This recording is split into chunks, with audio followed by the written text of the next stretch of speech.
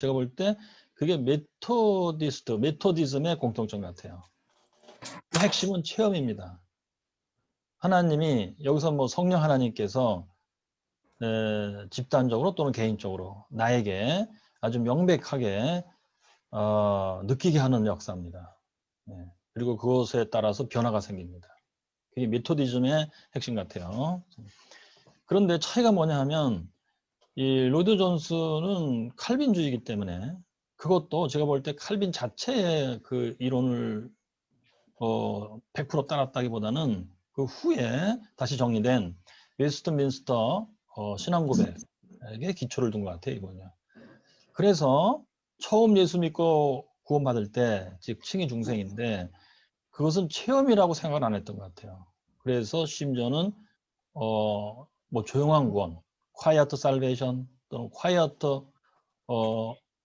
assurance of salvation 인데 구원의 조용한 확신이라 그것은 사실 확신이라기보다는 생각이죠, 그냥. 나 구원받았다. 뭐 택자니까 확실하겠지. 즉 개인의 체험에 의한 아주 확실한 느낌, 여기서 느낌은 feeling, 확신입니다. 그건 아닌 것 같아요. 그러니까 조용한 구원 소위 그거 때문에 마틴 로이드 존스의 성령론과 웨슬리의 성령론은 메토디즘에서는 공통점, 체험이라는 공통점이 있지만 바로 칭의 중생 단계에서는 확연한 차이가 있는 겁니다. 로이드 존스는 조용한 구원이고 웨슬리는 심지어 성령의 증언이라고 하는 성령의 직접적인 증언, 너는 하나님의 자녀라 증언. 그래서 아주 본인이 체험적으로 칭의 중생을 체험하는 이 둘의 차이가 거기 있습니다.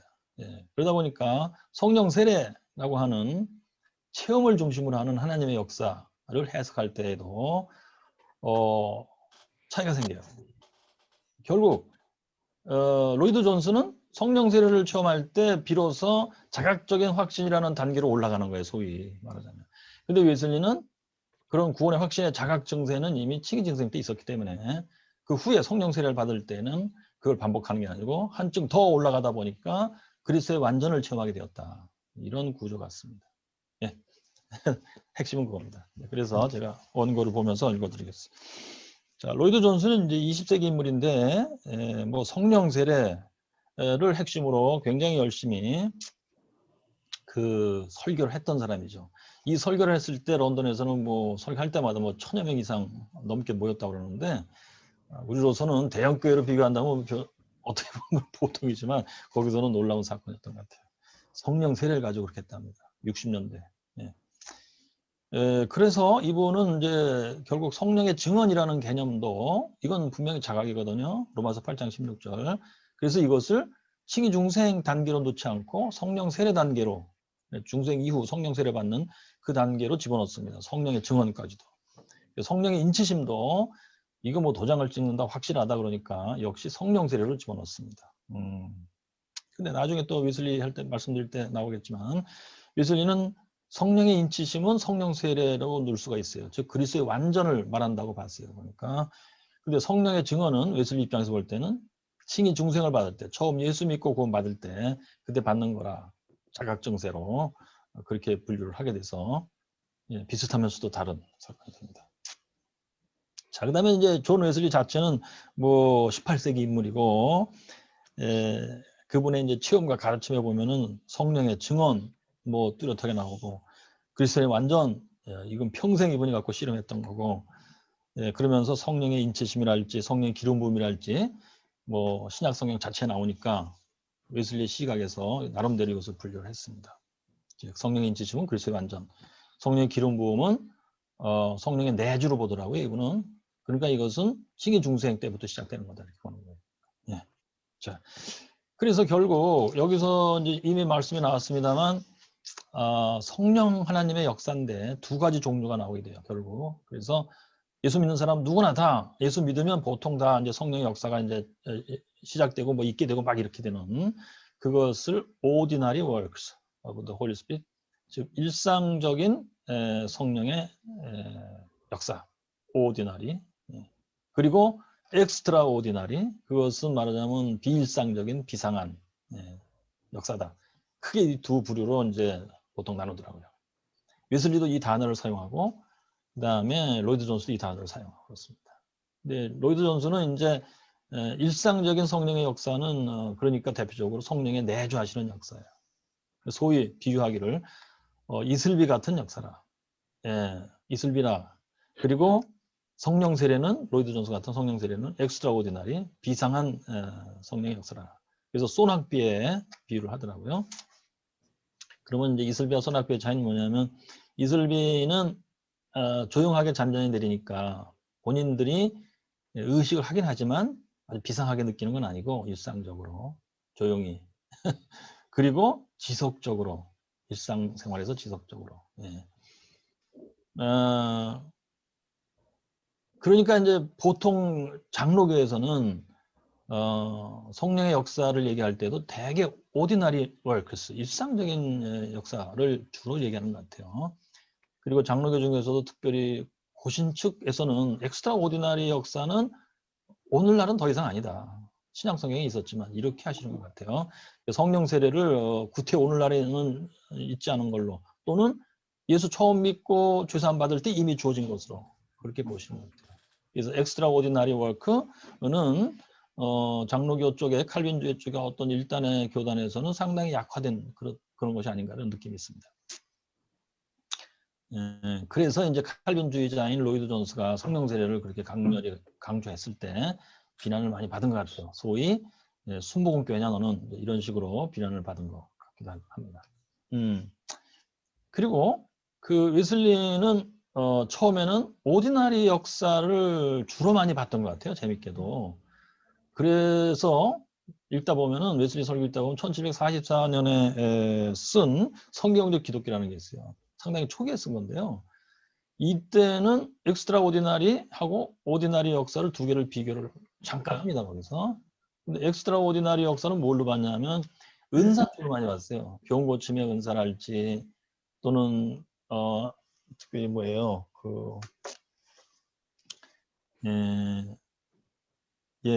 병 고침의 은사, 또 기적을 행할 수 있는 은사, 예언의 은사, 영분별의 은사, 그걸 엑스트라 오디나리 기프트라고 봤는데, 그리고서는 이제 보통 이것이 이제 사도행전 4장 31절에 관한 설교인데요. 성령 세례를 의미하는 규절이에요. 이게 사실은요. 땅이 진동하며 우리가 성령 충만함을 받고 나가서 담대히 증거했다 이거거든요. 근데 그것을 오디너리 기프트라고 해석을 하고 있어요. 근데 살짝 이것을 웨슬리는 그리스도의 완전을 묘사할 때 쓰는 문장들을 쫙 묘사를 해요. 예수 처음 믿을 때 그것이 주어지긴 주어져요. 사실 초기에. 그러나 그것이 이제 예수 믿고 며칠, 몇 주, 몇 달 지나면 이제 밑으로 내려가서 약화가 되는데 그래서 웨슬리는 그리스도 완전을 받으라는 걸 많이 강조한 것 같아요. 예. 그런데 재밌게도요. 웨슬리는 1739년도부터 이제 거리 설교를 하고 부흥 운동이 막 본격적으로 시작되는데 그리고 한 20년 정도 지나가면서 1759년까지는 그리스도 완전을 받는 일들이 거의 없었어요. 그의 기록을 이제 보면은 한 10명 정도 내외로 그리스도 완전을 받은 것밖에 없고 그랬는데 1759년 이후로는 막 그냥 소낙비 쏟아지듯이 여기저기서 막 진짜 생깁니다. 한 3, 4년 지나는 기간 동안에 59년부터 런던만 해도 뭐 650명 정도가 그리스도 완전을 받았다. 웨슬리가 그렇게 쓰더라고요. 그러면서 소낙비, 성령의 소낙비 같은 역사라는 용어들을 자주 쓰기 시작해요. 이 집단에서. 저의 느낌은 자 이게 굉장히 저 나름대로 중요한 가설인데요. 웨슬리는 그리스도의 완전도 초기에는 성령의 오디너리 역사라고 생각했던 것 같아요. 그러나 실제로 자기가 경험하고 나서는 특별히 59년도에 웨슬리 자신도 기대를 못했던 거고 그 일이 시작되면서 놀랐다고 하는 내용을 자세히 썼어요. 전화해 보니까. 그때 그리스도의 완전은 성령 세례 역사고 엑스트라 오디너리 역사고 뭐 그런 것이다 라고 생각이 정리된 게 아닐까 저희 추측입니다. 자, 그래서 그 다음에요. 이제 그러면 로이드 존스에 가면 이제 제 원고의 3번인데요.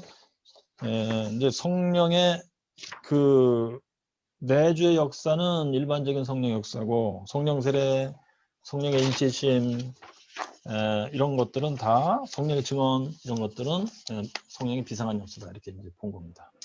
그런데 그렇다면 웨슬리는 일상적인 역사는 무엇이냐, 성령의 일상적인 역사는 무엇이냐 했을 때 그쪽 조금 앞에 있습니다. 네. 이쪽 위에요. 예, 여기입니다. 아니요, 조금 더. 예, 여기입니다. 거기에 웨슬리에 가면 일상적인 성령의 역사에는 일반적인 구원의 순서에서 주어지는 은혜들이 다 포함되는 거예요.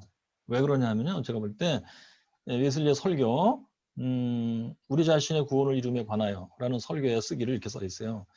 하나님이 기뻐하심에 따라, 이 빌립보서 2장 13절이에요. 하나님이 기뻐하심에 따라 의지하게도 하시고 행하게도 하신다는 역사가 성령의 일상적인 역사다. 네. 그래서 이게 이제 웨슬리는 구원의 순서를 얘기하잖아요. 성령에서의 성령의 역사, 깨름칙하게 느끼는 게 역사, 양심의 가치를 느끼는 역사. 그 다음 단계가 회개은혜인데, 회개은혜에서의 성령의 역사, every good desire를 갖게 한다. 즉 자기 자신의 죄에 대해서 느끼고 하나님의 진노에 대해서 느끼고 구원받고자 하는 염원을 갖고 실제로 그 마음을 갖고 회개를 하는 힘을 갖고 한다. 이게 다 성령의 일상적인 역사다 이거예요. 칭의은혜에서 성령의 역사, 칭의 믿음을 주시며 진짜로 믿게 되고 그때 하나님의 칭의하시고 그때 성령의 증언이 임하고 하는데, 그래서 성령의 증언은 웨슬리가 볼 때 성령의 일상적인 역사예요.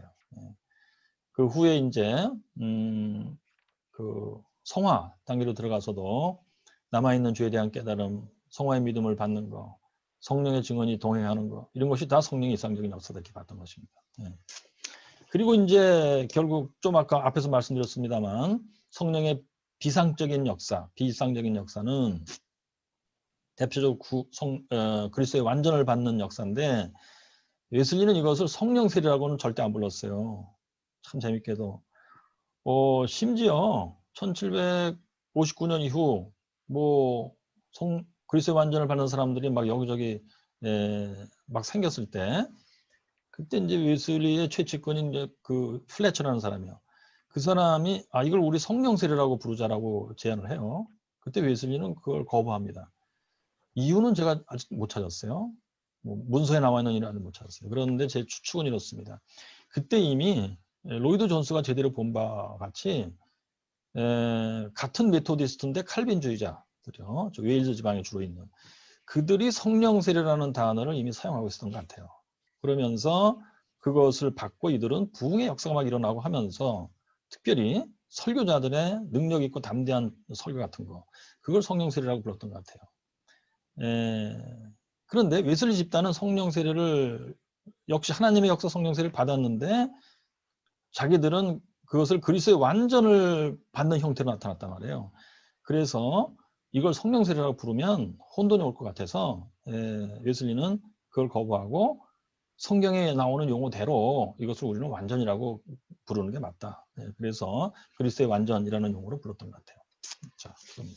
자, 그러면 이제 로이드 존스 쪽을 먼저 보겠어요. 저 일상적인 역사, 성령의 내주하는 역사는 과연 뭐냐 했을 때, 이거는 그 칼빈주의 구원론을 따라서 일상적인 역사라고 보는 것 같아요. 그래서 첫째, 이제 칼빈주의 구원 순서에 보면 첫째 효과적 부르심이라는 게 있지 않습니까? 그래서 효과적 부르심에서부터 성령의 역사가 시작되는데, 그것은 그러니까 효과적 부르심이 대개는 일반적으로 하나님 말씀을 들었을 때 임하는 마음에 참 나름대로의 그 감화 감동이죠. 예수를 믿게 되는 감화 감동일 겁니다. 그때 시작된다고 봐요. 이것이 성령의 내주의 시작이다. 저는 그렇게 생각합니다. 그리고 그때 이제 중생이 일어나죠. 이거는 100% 하나님 자신의 혼자 역사이기 때문에 본인 자신이 참여하고 기여하면 안 된다고 본 것 같아요. 그래서 본인의 느낌조차도 배제하는 쪽으로 가는 것 같아요. 그래서 조용한 구원이 되는 것 같습니다. 본인이 그걸 자각하고 이러면 참여한다고 본 것 같아요. 그래서 이들이 볼 때는 중생조차가 본인이 자각하는 게 아니라 그런 것 같습니다. 네. 그래서 결국 성령의 내주하는 역사는 시작됐고 이미 작용하고 있는데 본인이 잘 느끼지 못하는 않는 그런 식으로 갑니다. 그래서 웨스트민스터 신앙고백에서는 심지어 본인이 칭의 중생을 받았지만 이것을 자각하며 구원의 확신을 갖는 데는 시간이 좀 걸릴 수가 있다. 이렇게 표현한 것 같습니다. 그다음에 이제 그러면은 중생이 됐으면 그때 비로소 믿고 회개하고 또는 회개하고 믿고든지 이렇게 서로 이것을 순서를 바꿔서 얘기하는 경우가 있는 것 같은데요. 사람에 따라서. 이때 이신칭의가 주어지죠. 중생했기 때문에 이제 믿음을 가질 수 있고 믿음을 가졌으니까 칭의 중생이 주어지고 그러는 것입니다. 이것도 성령의 내주하시는 역사, 말하자면 로이드 존스가 볼 때 이슬비 같은 역사예요. 그러니까 말하자면 조용히 진행되는, 그리고 하나님이 혼자 하시니까 확실하게 진행되는, 본인이 자각하는 것에 따라 좌우되지 않는 이런 개념 같습니다. 그러면서 곧 이어서 입양이 시작되죠. 입양이 시작된 게 입양이 되죠. 입양이라는 것은 내가 하나님의 자녀라는 것이 이제 결정되는 건데, 너는 하나님의 자녀다. 이건 어떻게 보면 로마서 8장 16절이에요. 성령이 나의 영과 더불어 내가 하나님의 자녀라고 증거한다. 근데 로이드 존스가 볼 때는 로마서 8장 16절은 뭐 엄청난 사건이에요. 성령께서 직접 나의 영에게 너는 하나님 자녀를 증거하니까 이거 처음 예수 믿고 칭의 중생 받는 사람에게서 이런 일이 실제로 일어나느냐, 우리가 볼 때 실제 그러냐 했을 때 그건 아니라고 본 것 같아요. 그래서 이거는 로마서 8장 16절은 성령 세례다 이렇게 본 것 같고, 그렇다면 처음 예수 믿을 때는 성령의 내주의 역사다 그냥. 하나님이 하신 거 확실하지만 본인이 느낄 때에는 확실이냐 아니냐 그것이 본질이 아니다 이렇게 본 것 같아요. 자, 그 다음에 이제 입양됐으면 성화가 되는 건데 여기 재밌습니다. 그러니까 결국 성화라는 것은 평생 쭉 이어지는 기따란 이제 과정인데, 그 앞에 효과적 부르심에서부터 여기 중입양까지 이것은 기따른 과정이 아닌 것 같아요. 이것은 어떤 의미에서는 순간입니다. 예. 하나님 입장에서는 순간이고 사람의 입장에서는 뭐 조금씩 사람마다 좀 느끼는 시간은 다르겠지만 대충 5분 내지 10분이 아닐까요? 일반적으로. 또는 그 부흥사들의 변화되는 경험들을 뭐 간증하는 수가 있어요, 보니까. 예. 뭐 교회에서 찬송 소리가 들렸다. 그래서 들어가서 앉아서 설교를 듣던 중에 하나님의 부르심을 듣고 내가 구원받았다. 이런 거. 그러니까 설교를 한 30분 들었다면 30분 중에서 한 5분, 10분, 20분 동안 일어나는 사건이 아닐까. 예. 그러니까 효과적 부르심에서부터 입양까지는 짧은 순간이에요. 예. 그리고서는 이것이 왜 중요하냐면 제가 볼 때 웨슬리의 구원론에 있어서는 칭의와 중생은 순간이에요, 사실. 바로 이거. 그 앞에 웨슬리가 볼 때 그 앞에 칭의 중생 받기 전에 그 앞에는 회개은혜라고 해서 비교적 긴, 일반적으로 긴 시간이 있습니다. 웨슬리로서는 한 10년에 걸친 기간이었다고 그래요. 칭의 중생은 순간입니다. 그리고 중생 이후에 성화라는 것은 이제 죽을 때까지 길게 이어지는 그것이죠. 그러면 칼빈주의에서 말하는 구원의 순서와 웨슬리가 말하는 구원의 순서에 있어서 같은 부분이 있는데, 그게 뭐냐면 칼빈주의에서도 효과적 부르심과 입양까지 그것과 웨슬리가 말하는 칭의 중생이 같은 것이다. 예, 이렇게 저는 생각이 됩니다. 자, 그러면 이제 로이드 존스에 있어서 성령의 이상적인 역사, 그것은 성령의 내주의 역사인데, 그것이 실제로 일어나는 것은 이 구원의 순서에 있어서 여기다 이겁니다. 예. 그래서 성화까지 해서 이제 오랜 세월 동안 지나가는 성화에서도 이슬비 같은 성령의 내주의 역사를 순종해 따라가면, 확실히 따라가면 성령 충만이 온다 이거예요. 이게 로이드 존스 입장이더라고요. 그러니까 성령의 내주하시는 역사로도 성령 충만이 올 수가 있고, 또 성령 세례를 통해서도 성령 충만이 오는데, 성령 세례를 통해서 오는 성령 충만은 순간이겠죠. 예. 성령의 내주에 잘 순종해서 오는 성령 충만은 제법 오랜 시간이 걸리던 중에 차근차근히 쌓아 올라가는 성령 충만일 겁니다. 자, 여기서 저는 뭐랄까 신담동설의 오적에 숨어있는 모순을 보게 되는데요. 성령 내주의 역사를 따라가면서 성령 충만이 오는 것은 차근차근히 쌓아 올라가는 성령 충만인데, 이것은 과연 하나님이 혼자 하시는 역사일까? 아니면 인간의 노력이 거기서 굉장히 중요한 역할을 하면서 진행되는 역사일까? 했을 때 인간의 노력의 어떤 현상일 겁니다, 이게. 그렇다면 여기에 모종의 모순이 숨어 있는 거예요. 이건 저의 이제 아마추어 같은 추측입니다. 좋아요. 그리고요, 뭐 제 여기 페이퍼에도 나와 있습니다만, 로이드 존스가요, 성령 세례를 얘기하면서 성령 세례는 그 앞에 쭉 진행됐었던 성화의 열매가 결코 아니다. 아무리 성화를 쌓아 올라와서도 성령 세례를 만드는 게 아니다. 왜? 성령 세례는 하나님의 신단동설적 단독의 역사이기 때문에 그렇다. 직접적인 역사이기 때문에. 그리고 이제 그 후에도 성령 세례 때문에 성령 세례는 성화를 직접적인 목적으로 삼는 게 아니다. 말하자면 증언의 능력, 설교의 능력을 주는 거다. 이건데, 그러나 뭐 성령 세례를 받았고 그런데 성화가 더 안 되더라. 그건 또 아닐 거예요. 일반적으로는 성화가 더 잘 된다고 봐요. 이 사람도. 뭐 재밌는 게 있어요. 로이드 존스가 볼 때 성령 세례를 이제 받게 됐는데, 이 사람이 그 앞에 성화의 노력은 뭐 상관없다 이렇게 주장을 했지만, 사실 성령 세례를 간구하라, 하나님이 하시는 거니까 간구하자 우리 했는데, 간구할 때 주의점을 얘기해요. 주의점이 뭐냐면 그 성령을 근심시키는 일을 하지 말아야 된다. 그리고 고린도전서 13장의 사랑을 생각하면서 지키면서 간구해야 된다. 그리고 하나님 말씀에 순종하면서 간구해야 된다. 이렇게 얘기하거든요. 이렇게 하는 게 성화예요, 사실. 근데 이것은 그렇게 해서 성화는 진행되는 거고, 성령 세례는 하나님이 따로 주시는 거다. 성령 세례는 하나님의 직접적인 역사고, 성화는 사람의 역사다, 이렇게 보게 되는 거예요, 사실. 자, 여기에도 모순이 잠깐 숨어 있어요. 뭐냐면 성화를 하나님의 단독적인 역사라고 안 보게 되는 것입니다, 결국. 사람의 노력이라고 보게 되는 겁니다. 그러니까 제가 볼 때는 그래요.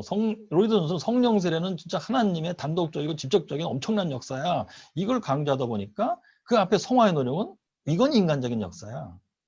이 두 개는 연결되지 않는 것이다, 사실. 이렇게 보기 때문에 거기에서 착각이 생긴 게 아닌가. 그렇다면 웨슬리식으로 보는 것이 좀 더 정밀하다. 좀 더 정확하고. 네.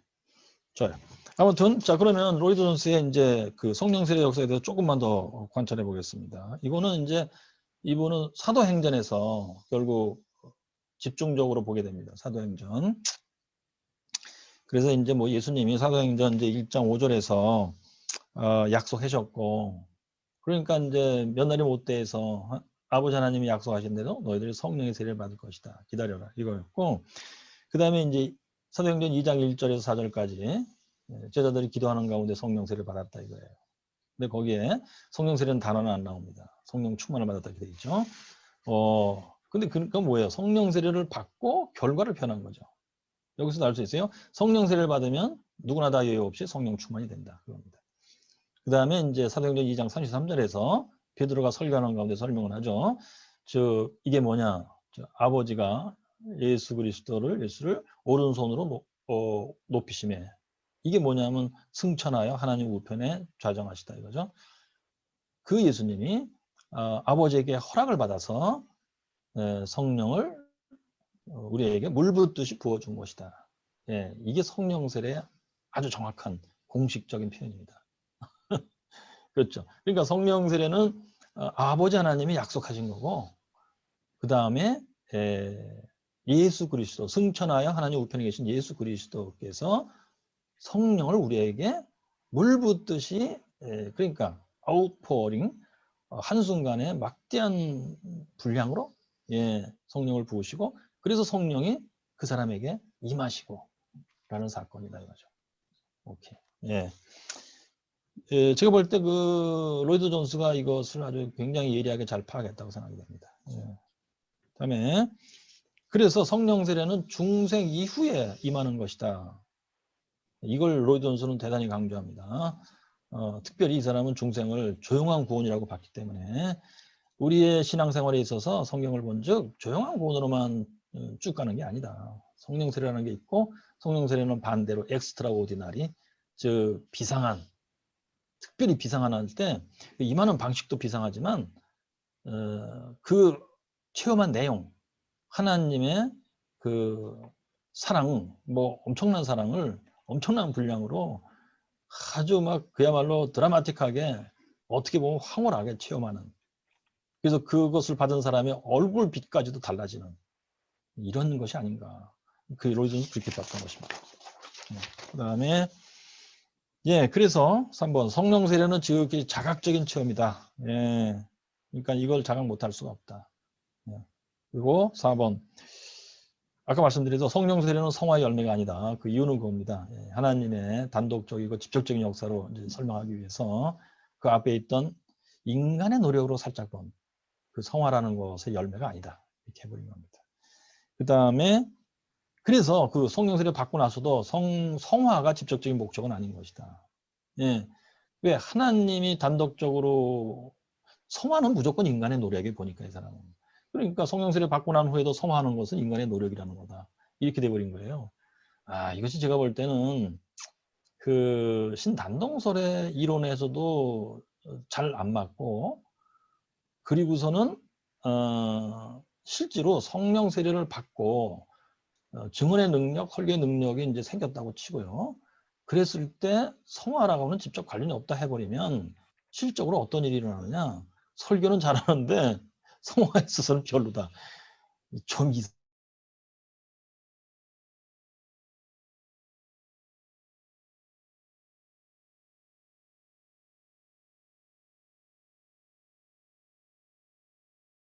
이분도 이제 강조하지만 결국 성령 세례는 그 앞에 성화의 노력이 사실은 있는 게 정상이고, 그렇게 하면서 강구하라는 얘기예요. 그리고 성령 세례를 받으면은 이제 또한 성화에 있어서도 굉장히 참 뭐랄까 진도가 잘 나간다. 뭐 하나님의 사랑을 체험했으니까요. 예.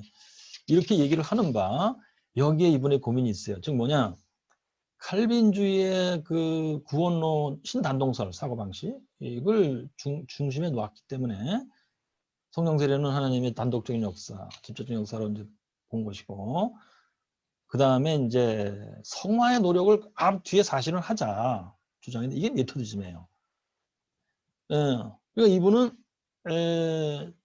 1700년도에 웨일즈 지방의 칼빈주의 메토디즘을 이제 연구하면서 주로 이제 이것을 형성하는 것 같은데, 메토디즘의 특징을 이분들이 싹 다 지워버릴 수는 없었던 거예요, 이분이. 여기에 성령 세례라는 것은 그러니까 칼빈주의에서 얘기하기는 상당히 어려운 테마예요, 사실. 그러나 이분은 용감하게 얘기했어요. 캘비니스틱 메토디즘을 중심에 놨기 때문에. 예. 그래서 이분은 또한 성화를 강조하게 되는 건데 결국 여기에 모순이 살짝 이렇게 들어있는 것이 아닐까 이런 느낌입니다. 자, 그 다음에 이제 웨슬리 얘기를 조금 잠깐만 하겠습니다. 특별히 웨슬리는 성령의 일반적인 역사를 구원의 순서 전체에다 펼쳐놨는데 왜 그렇게 보느냐, 이분은 결국 아까 말씀드린 바 그 하나님이 구원하는 역사를 하시는데 주로 이제 앞장서서 하시는 분이 성령님이 보니까 그 하나님 하시는 일은 뭐냐 했을 때 빌립보서 2장 13절 의지하게도 하시고 the will, to will, 그 다음에 행하게도 하신다, to work. 이거를 다 성령님이 하신다 이거예요. 하나님의 기뻐하심을 따라 우리 안에서 의지하기도 하고 행하기도 한다 할 때요. 의지하는 것은 뭐냐, 하나님 보실 때 다 연락하는 to will이에요. 그래서 예수님이 이것을 every good desire라고 번역하게 됩니다. 그걸 만들어 주시는데요. 그 다음에 웨슬리는 참 이 기계공학적인 머리를 썼는데 to will, every good desire를 가졌다고 해서 거기서 다 끝난 게 아니다. 이것이 움직여야 돼요. 실현돼 나가야 돼요. 했을 때는 힘이 필요하다고 봤어요. 그래서 이것을 to work에다가 연결시켰는데, 왜냐 힐러의 to work가 뭐냐면 에너지게인이에요. 에너지게인, 에너지입니다. 에너지. 그래서 위로부터 하나님이 힘을 공급하여 이게 굿 디자이어도 생기지만 이 굿 디자이어가 의도, 인텐션으로 발전되고 이것이 이제 생각과 말과 행동이라는 to do로도 이제 실현되어 나가는 것이다. 이렇게 본 겁니다. 이걸 성령님이 다 한다고 봤어요. 예. 그래서 결국 그러면 하나님이 우리를 구원하실 때 순서를 따라서 하시는데 선행 은혜수도 그렇다. 선행의 은혜에서 every good desire는 한마디로 양심이에요. 예.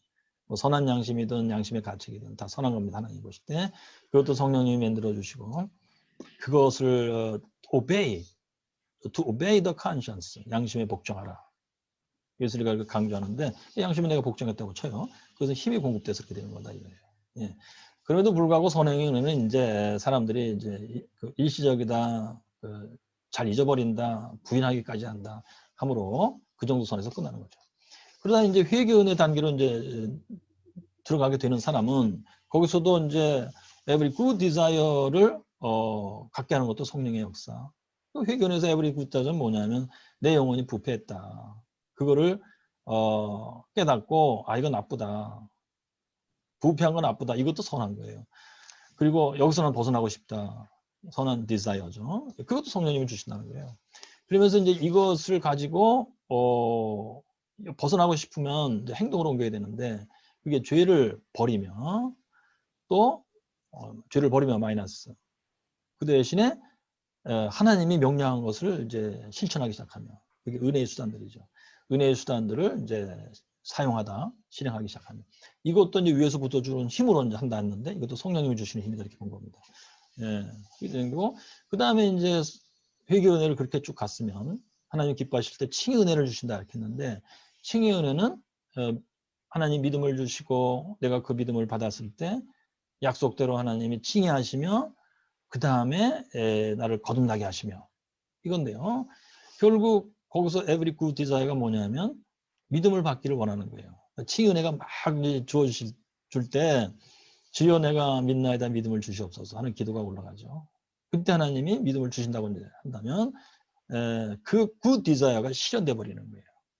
성령님이 힘을 주셔갖고 믿음이라는 게 발생하는데 참 그 믿음이 뭐냐면요. 웨슬리의 정의에 하면 divine evidence and conviction of the love of God for me in Jesus Christ. 그리스도 안에서 하나님이 특별히 나를 향한 그 사랑을 divine evidence, 하나님이 자명히 알게 하심으로 conviction, 내가 확실히 알았다. 그거거든요. 네. 거기에 이제 every good desire도 살짝 숨어 있고 위에서부터 주어지는 힘 때문에 이게 쫙 실현돼 버린 거단 말이에요. 그때 내가 내 속에 믿음이 생긴 거죠. 영혼 속에. 네. 그게 칭의 은혜 때 일어난단 말이에요. 그리고서는 이제 이것 때문에 하나님이 칭의하시고 이것 때문에 이제 하나님이 이거 칭의하셨을 때 재밌는 게 이거예요. 칭의한 사실은 하나님만 알지 나는 몰라요 사실. 왜? 하나님이 내 죄를 다 용서하신 거예요. 그리고 나를 용납, 억셉트한 거예요 자녀로서. 하나님 한 거죠. 아버지 하나님 한 거예요. 그건 내가 몰라요 사실. 근데 이것을 성령님이 옆에서 보고 옆에서 보고 있듯이 하고 있다가 즉시 나한테 와서 또 witness 한다 이거예요. 목격자 증언이에요. 이것이 바로 The Witness of the Holy Spirit, 성령의 증언인데 로마서 8장 16절 성령이 나의 영과 더불어 내가 하나님의 자녀라고 증거하신다. 이것이 그때 주어진단 말이에요. 칭의하고 accept 했을 때. accept는 아직 중생은 아니더라고요. 그래서 그때 성령의 증언을 내가 받게 되고 이것 때문에 내가 하나님이 날 사랑한다를 진짜로 날 사랑한다를 알게 되는 거예요. 그때 하나님이 날 사랑한다를 알았기 때문에 내가 하나님을 사랑하기 시작한다 이렇게 봤어요. 내가 하나님을 인생에서 처음으로 하나님이 인정하는 방식으로 기뻐하는 방식으로 사랑하게 된 거예요. 그것이 중생이더라고요. 오케이. 그래서 이게 칭의 은혜에서 일어나는 일인데 그렇다면 예술이가 볼 때 이것은 성령의 일상적인 역사예요. 오디나리 워크예요. 예. 여기서 이제 로이드 존스와 이제 아주 극적으로 달라집니다. 뭐냐면 로이드 존스는 성령의 비상적인 역사라야 우리가 자각하고 드라마틱하게 우리에게 변화가 일어나고 뭐 이렇다고 봤어요. 그 이외에는 다 조용한 이슬비 같은 뭡니다. 성령도 이슬비같이 역사하지만 당사자도 이것을 이슬비같이 느끼고 그렇게 뭐 드라마틱한 변화가 일어나는 건 아니고 이런 식이에요. 근데 웨슬리는 칭의 중생 때부터 아주 드라마틱한 역사가 일어나고 드라마틱한 변화가 일어난다고 본 겁니다. 특별히 하나님을 진정 사랑하지 못했던 인간인데 본인은 사랑한다고 그렇게 살았어요. 예수 자신이 뭐 십수년 동안. 근데 진정으로 하나님이 인정하는 사랑이라는 건 뭐냐 한마디로 다른 말로 바꾸면 하나님과 나 사이에 진짜 소통이 열린 거예요. 그 전에는 일방적인 거예요. 내가 하나님을 사랑한다고 자칭 그러면서 다녔던 거예요. 짝사랑입니다. 근데 하나님 편에서 소통의 문을 열어주신 거예요. 그때 칭의 중생 때 성령의 증언을 통해서. 그때 본인 자신이 feeling 안 할 수가 없죠. feeling은 뭐냐? 직관적으로 확실하게 하는 거예요. 그래서 그때 처음으로 믿음이 주어진 거예요. 그래서 그걸 divine evidence and conviction이라고 합니다. 예. 자, 여기서 로이드 존스와 웨슬리가 이제 극적으로 달라지기 시작하는 겁니다. 하나님의 역사를 보는 눈에서는 같아요. 근데 구원 교리가 달랐기 때문에 이걸 인식하는 게 달라졌다, 느낀 것도 달라졌다, 그렇게 저는 생각이 됩니다. 자, 그 다음에 이제 칭연의 다음에는 이제 중생했고 거기서 그 다음에 성화인데요. 성화에서도 성령 이상적 역사는 같아요. 뭐냐면 성화라는 것도 그거예요. 웨슬리와 남아있는 죄, 즉 영혼에 남아있는 부패성이에요. 뭐 구체적으로 얘기하면 어느 정도의 불신앙, 어느 정도의 교만 자기의지, 어느 정도의 세상사랑인데 이거를 자각하고 여기에서 벗어나야 되겠다고 생각하고 하는 것도 성령의 이상적인 역사. 예. 그리고 벗어나야 되겠다가 every good desire. 거기에서 이제 실제로 벗어나기 시작해요. 예, 그래서 은혜의 수단을 사용하며 하나님 명령대로 그때 위에서부터 힘이 주어지니까 그걸 합니다. 그리고서는 이제 성화도 믿음으로 성화한다는 이치인데 예수님은 즉 하나님께서 기뻐하실 때 믿음을 주는 거예요. 즉 성화의 믿음입니다. 역시 그것도 디바인 에비던스 컨빅션이에요. 하나님이 나를 더욱 거룩하게 하신다는 의도를 갖고 있다. 그것을 지금 하신다. 믿음을 주시면서 지금 하신다. 그걸 내가 디바인 에비던스 하나님이 자명하게 알게 하시는 걸 내가 확실히 깨달았다. 이렇게 되거든요. 그 믿음 때문에 영혼이 깨끗해진다. 한층 더 점진적인 성화일 경우 조금씩 깨끗해진다. 자, 그래서 이것이 성령의 이상적인 역사입니다. 예. 자, 그 다음에 이제 웨슬리의 그가 볼 때 성령의 비상적인 역사는 아까도 말씀드렸듯이 웨슬리는 초기에는 이걸 잘 인정 안 했던 것 같아요. 그래서 특별히 성령의 비상한 역사는 그러니까 치유의 은사, 예언의 은사, 기적을 행하는 은사, 뭐 등등 이렇게만 분류했는데 여기에 약간 경계성을 갖고 있더라고요. 보니까 말하자면 좀 나쁜 의미에서의 신비주의랄까. 그래서 엑스트라 오디나리 역사를 좀 잘 인정을 안 하는 경향이 있었던 것 같은데요.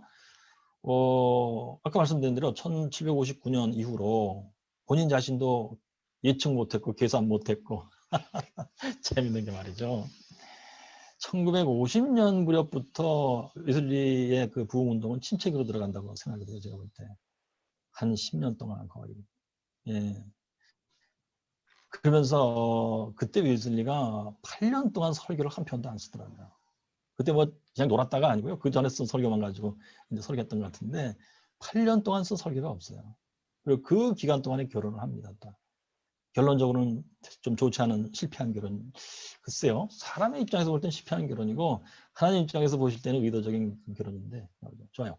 그러다가 거의 10년이 채워지는 그 순간 1759년에 그때 갑자기 그리스의 완전을 받는 일들이 여기저기서 런던에서부터 시작해가지고 막 사방으로 퍼지는 진짜 너무도 눈이 동그래지는 역사가 시작됐죠. 예. 그래서 그때 웨슬리는 이것이 엑스트라 오디나리 역사다라고 파악한 것 같아요. 제 느낌에. 자, 그래서요. 결국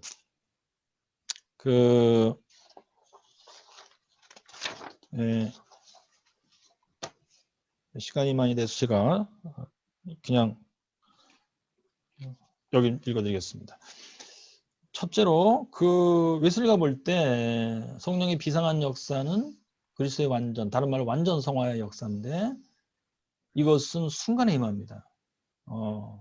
그리고 그러나 물론 그 앞에 웨슬리는 한 개인의 경우에도 일반적으로 완전 성화 앞에 점진적 성화가 반드시 있다고 봅니다. 그 점진적 성화가 없으면 그리고 갑자기 완전 성화를 받았다 그러면 웨슬리가 볼 때는 그거는 좀 아니다. 어떤 의미에서는 착각할 수가 있다. 그래서 중요한 개념이 나옵니다. 뭐냐? 앞에 점진적인 성화의 역사가 별로 시원찮은 사람이었는데 뭐 갑자기 완전 성화에 들어가서 내 영혼 속에 남아있는 죄가 다 뿌리채 뽑혔으며 어느 정도 불신앙도 다 사라지고 교만 자기의지도 사라지고 세상사랑도 다 사라진 거예요. 그리고는 100% 믿음, 100% 겸손순종, 100% 하나님 사랑, 이웃 사랑이다. 그러면 웨슬리가 붙여주는 이름이 있었어요. 그건 좀 완전 성화가 아닌 것 같고, 그것은 죄의 중지다라고 불렀습니다. 죄의 중지다. 죄의 중지만 해도 사실은 굉장히 좋은 거다. 그러나 완전 성화라고 착각하면은 나중에 불상사가 발생할 수가 있다. 그러니까 알기는 제대로 알아야 된다. 이런 식이었습니다. 예.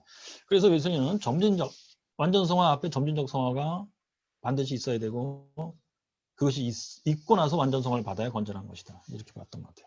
그 다음에 3번.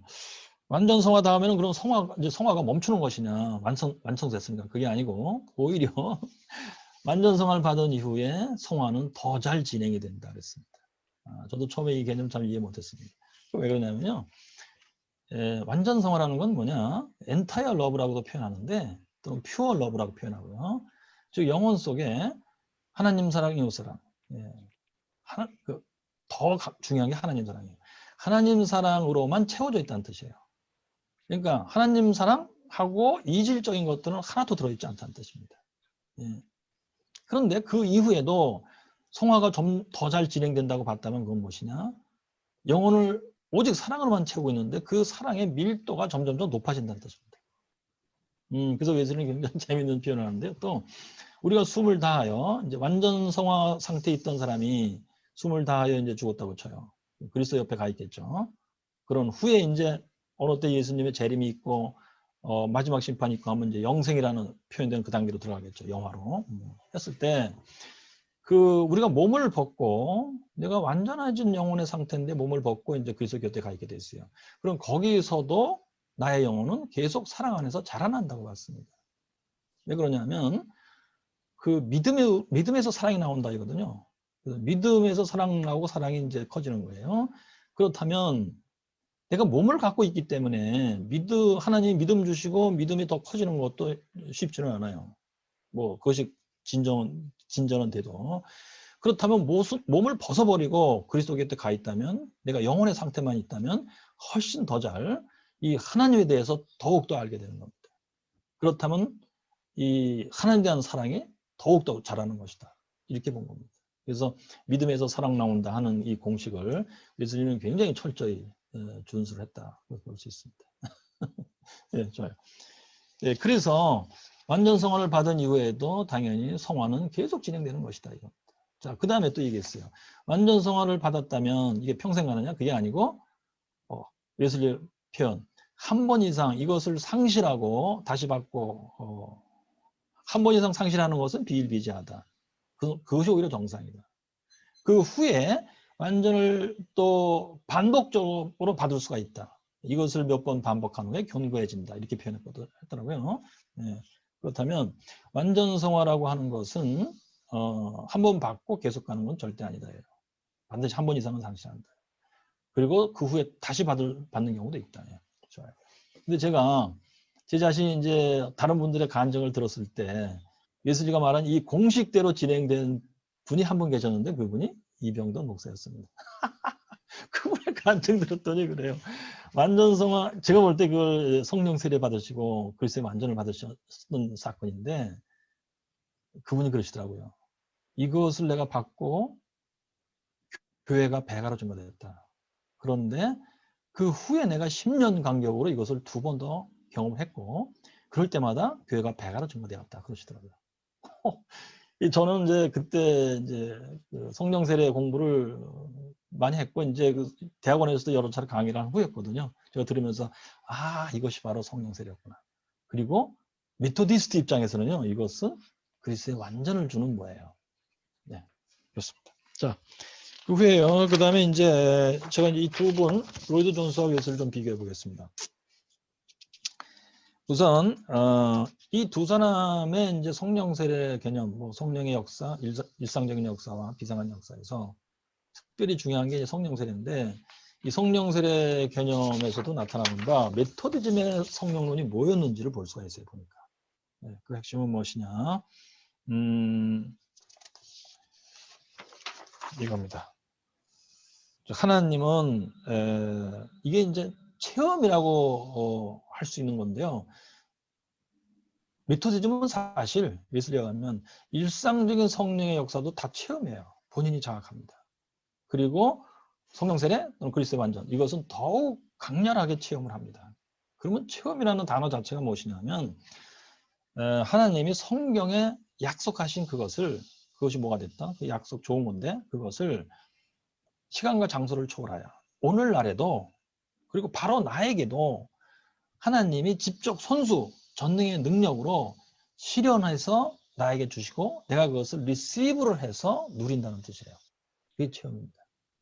성령의 역사가 바로 그거예요. 핵심이. 그래서 하나님은 성경에 약속하신 것을, 즉 구원에 관련하여 약속하신 모든 좋은 것을 하나님 자신의 신실하심과 사랑에 근거하여, 이게 이제 값없는 은혜예요. 자신의 전능의 능력을 가지고 오늘날에도 장소와 시간을 불문하고 오직 믿음을 조건으로 하여, 이게 이제 하나님 자신의 역사라는 뜻이에요. 사람이 무엇이 개입되지 않는 뜻이에요. 믿음을 조건으로 하여 그 당사자에게 손수 임하여 약속하신 그것을 이루어서 주시되 당사자가 인식하고 의식하고 느낄 수 있도록 역사해 주시며 그것을 기쁨과 감사함으로 받아서 누리게 하신다는 사실이다. 아하, 이것이 메토디즘의 성령론의 핵심이라고 저는 생각합니다. 웨슬리는 이것을 체험이라고 아주 쉽게 얘기할 수 있었던 겁니다. 일상적인 성령의 역사도 다 이런 식으로 체험했기 때문에. 근데 로이드 존스는 이제 칼빈주의 구원론에 좀 충실했기 때문에 조용한 구원이라는 개념을 갖고 있어요. 그래서 거기에서는 체험이라는 개념이 살짝 많이 죽어버립니다. 그리고 나서 성령 세례 와서는 이 체험이라는 개념이 아주 불같이 활활 타오르게 됩니다. 그래서 그분은 아마 정통적인 칼빈주의에서는 비판을 많이 받게 되는 게 결국 그래서요. 자, 그 다음에 이제 이 다른 점, 로이드 존스는 웨스트민스터 신앙 고백에 충실했기 때문에 조용한 구원 얘기했고, 그래서 재밌는 게 있어요. 이분이 이제 웨슬리의 회심 체험, 1738년 5월 24일 회심 체험을 해석을 하거든요. 그런데요, 웨슬리 자신은 이것을 이진칭이 중생이라고 이제 해석하면서 얘기를 하는 거예요. 그때 처음 진짜 진정으로 예수 믿고 처음 구원받은 거예요. 그런데 로이드 존스가 볼 때는 그게 아니에요. 웨슬리는 벌써 어려서부터 구원받은 사람이에요. 택자로서.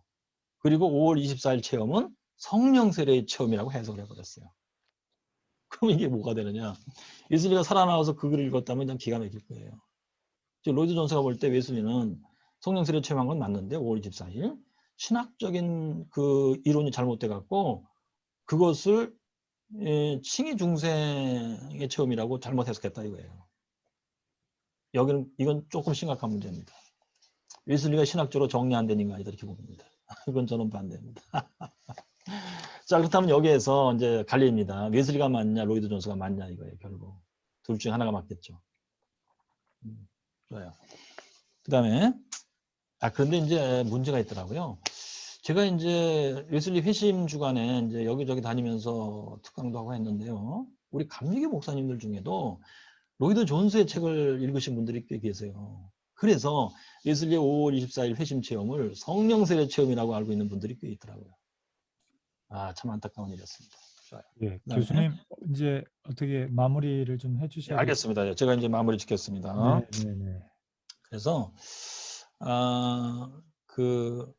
일단 오늘날 왜 성령 세례 체험, 감리교에서도 그리스도의 완전 체험은 제가 볼 때 곳곳에 숨어서 체험하는 분들은 있어요. 근데 우리 감리교의 교리와 장정에부터 완전성과 그리스도의 완전은 웨슬리는 현실에서 이것이 실현 가능하다라고 봤지만 실제로 우리는 이것을 목표로 놓고 쭉 가야 된다라고 써 있어요. 교리와 장정에. 완전성화, 그리스도의 완전은 현실적으로 이루기는 좀 어렵다라고 본 겁니다. 왜 이렇게 봤느냐? 신학적 사고방식이 잘못돼서 그렇다고 저는 봅니다. 뭐냐면 신이 협동서를 고수하기 때문에 인간의 노력으로 완전을 이루려고 생각하기 때문에 사실은 현실적으로 불가능하다고 생각한 겁니다. 그러나 웨슬리가 볼 때는 신이 협동설이 아니었습니다. 이 사람은 신이 순응설이라고 저는 이름을 붙이는데요. 결국 하나님이 먼저 명령과 약속을 주시는 거예요. 그럼 우리는 하나님의 명을 따라 은혜의 수단을 열심히 사용해야 돼요. 그러면서 믿음은 하나님이 주시는 거기 때문에 믿음 달라고 간구를 해야 되는 겁니다. 그렇게 하면 하나님이 보시고 계시던 중 기뻐하실 때에, 웨슬리 편이 기뻐하실 때에 하나님 자신이 직접 전능의 능력으로 믿음을 주는 역사를 합니다. 그 믿음을 가지고 우리는 회개도 하고, 단계마다 믿음의 이제 수준과 성격은 다릅니다. 그리고 회개 은혜에서는 종의 믿음이라고 그러죠. 칭의 은혜에서도 하나님은 믿음을 주시면서 우리에게 칭의 중생을 발생시키는 겁니다. 그 다음에 성화의 은혜에서도 하나님이 믿음을 주시면서 믿음으로 성화한다 이렇게 되는 겁니다. 그리고 성화 중에 그리스도의 완전도 당연히 믿음으로 그리스도의 완전을 주시는 것이죠. 그것이 바로 하나님 자신이 집정 역사에서 이루신다는 얘기입니다. 이것은 신흥수능설이 아니 신흥 협동설이 아니고 신흥수능설입니다. 1, 2, 3으로 진행됩니다. 자, 여기까지 하겠습니다.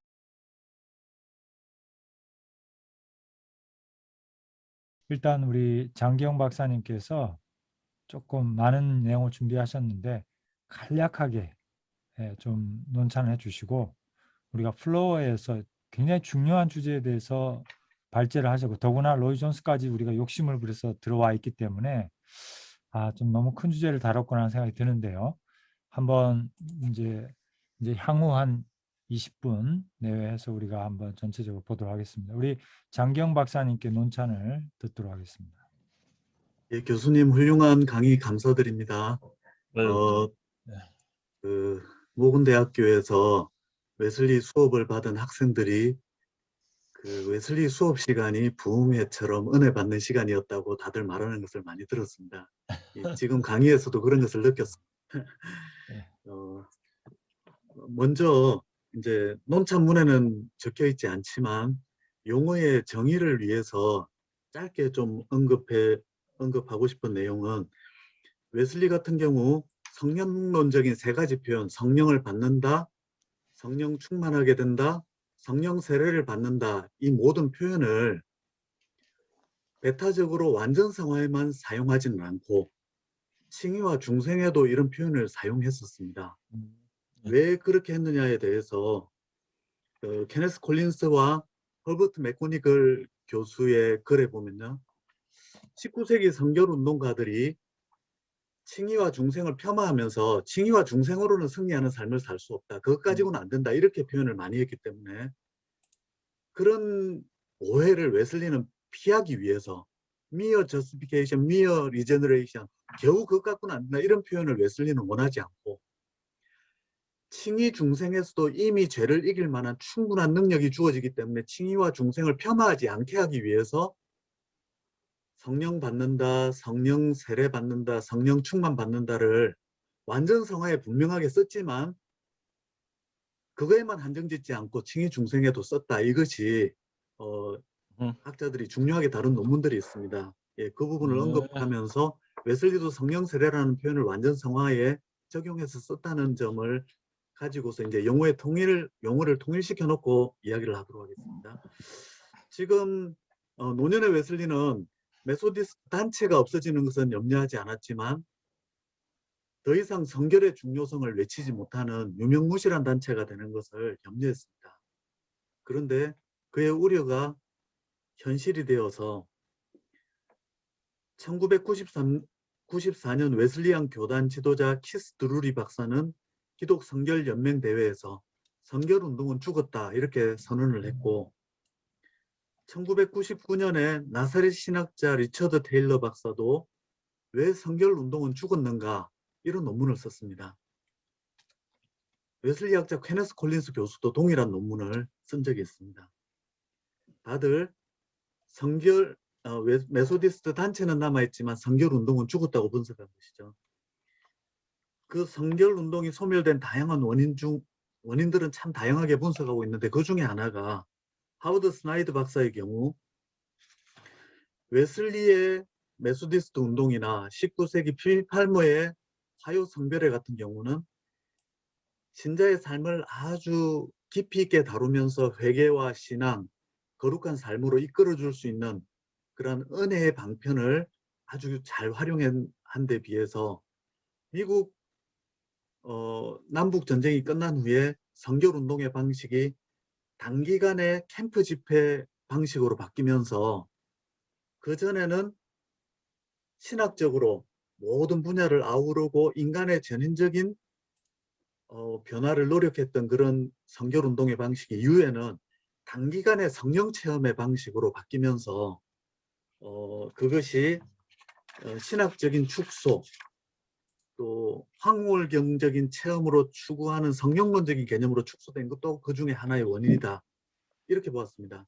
웨슬리 시대에는 아주 신학적인 충분한 뒷받침을 하면서 은총의 뒷받침을 해주었다면 이 단기간에 성령 체험을 구하는 방식으로는 그것도 중요한 많은 역사를 일으켰지만 역부족이 되었다는 것이죠.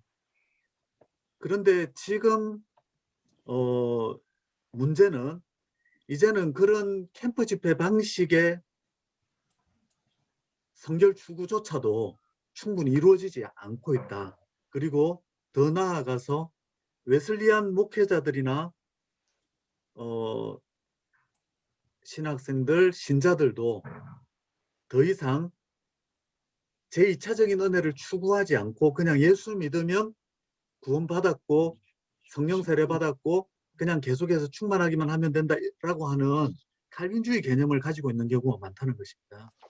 이런 점에서 이선희 교수님의 이 논문은 오늘날 한국 교회에서 점점 경시되어 가고 있지만 기독교 신앙을 가진 사람이라면 누구나 사모해야 할 본질적인 은혜를 다루고 있다는 점에서 매우 소중하고 시적절하게 느껴집니다. 이 논문에서 교수님은 로이드 존스와 웨슬리 신학의 공통점과 차이점을 제시한 후에 그 차이점의 이유를 칼빈주의와 웨슬리 신학의 전반적인 차이를 통해서 잘 설명하고 있습니다. 우선 공통점과 차이점은 제가 시간이 부족한 관계로 다시 반복하지는 않습니다. 동일한 체험에 동일한 성령 세례라는 것에 대해서 신학적인 입장에 따라 어떻게 해석이 달라진다는 것을 교수님께서 잘 강의를 해주셨기 때문입니다. 저는 로이드 존스와 웨슬리 성령 해석의 차이는 신학 전통 간 차이에서 비롯된 것으로 이렇게 설명하시는 교수님의 발제가 참 적절하고 훌륭한 관점을 제공해 준다고 생각합니다. 특별히 그 웨슬리안들 가운데서도 제2차적인 은혜만이 아니라 제3차적인 은혜, 뭐 4차적인 은혜까지도 이야기하는 경우가 있는데 그것은 동일한 성령의 체험이 신자들이 자신의 신앙 안에서의 성숙한 정도, 신학적인 성숙의 정도에 따라 그것을 해석하는 방법이 다르기 때문이다. 이렇게 교수님의 논문을 기초로 해서 그렇게 생각할 수 있을 것 같습니다. 그 점에서 이 논문은 로이드 존스와 웨슬리의 성령 세례 해석의 공통점과 차이점을 매우 분명하게 잘 제시하고 차이점이 신학 전통의 차이에서 비롯되었음을 쉽게 풀어낸 훌륭한 논문이라고 생각합니다. 다만 독자들의 이해를 위해서 사족을 덧붙이자면 로이드 존스는 칼빈주의 전통에 속해 있으면서도 어떻게 웨슬리안과 많은 공통점을 가지게 되었는가. 사실은 칼빈주의 전통에 속해 있으면서도 성령의 역사가 메소디스트 부흥운동 가운데 풍성하게 나타났기 때문입니다. 특별히 이 로이드 존스는 칼비니스트, 메소디스트라고 할 수 있는 조지 휘필드, 화웰 해리스, 다니엘 롤랜드 이런 분들의 영향을 많이 받았고요. 특별히 다니엘 롤랜드가 사역했던 그 지역에서 자라나면서 어릴 때부터 다니엘 롤랜드의 동상을 보면서 지냈습니다. 그리고 자신도 성령의 깊은 체험을 했는데요.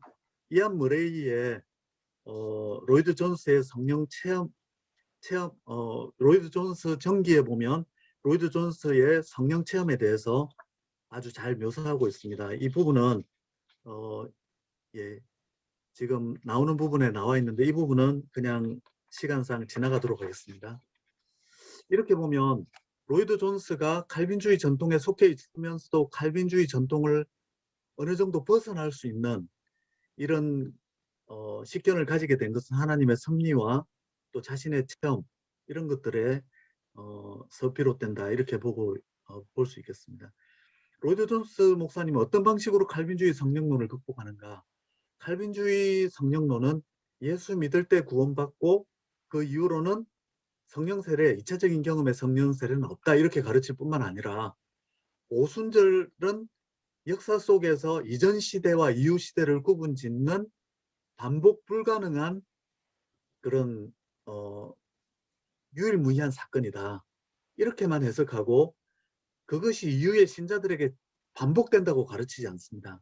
근데 웨슬리는 이전 시대와 이후 시대를 구분짓는 구속적인 사건이다. 유일무이한 사건이라는 것을 인정하면서도 사도행전 2장 38절 39절에 보면 이 약속은 너희와 너희 자녀와 모든 먼데 사람 곧 우리 하나님이 얼마든지 부르시는 자들에게 하신 것이라.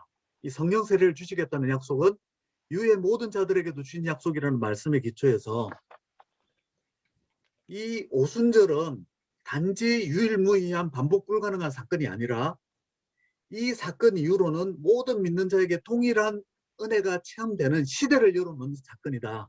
이렇게 해석을 합니다.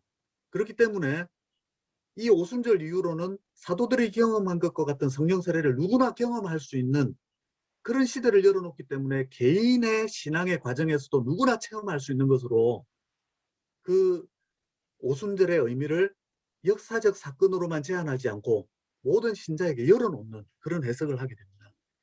그런 점에서 로이드 존슨은 칼빈주의 관점에 속해 있으면서도 이 웨슬리와 같은 모든 사람에게 가능한 오순절의 경험이라고 하는 관점을 공유하는 데 있어서는 정말 로이드 존슨은 칼빈주의를 극복했다. 그런 점에서 탁월한 관점을 가지고 있다고 볼 수 있습니다. 동시에 로이드 존슨은 완전성화를 부정하면서 칼빈주의 한계를 벗어나지 못하는데요. 짧게 설명하면 왜 그런가? 로이드 존슨은 성령 세례는 완전성화가 아니라는 그것을 무엇으로 성경의 표본을 사례를 대느냐면요. 고린도 교회의 사례를 댑니다. 고린도 교회 같은 경우는 성령의 많은 역사들과 은사들이 나타났는데도 거기에 보면 신자들이 윤리적인 많은 문제를 안고 있었다. 그러니 고린도 교회를 경우를 보면 성령 세례는 완전 성화가 아니다 이렇게 해석을 합니다. 그렇지만 여기에서 오류가 뭐냐면요.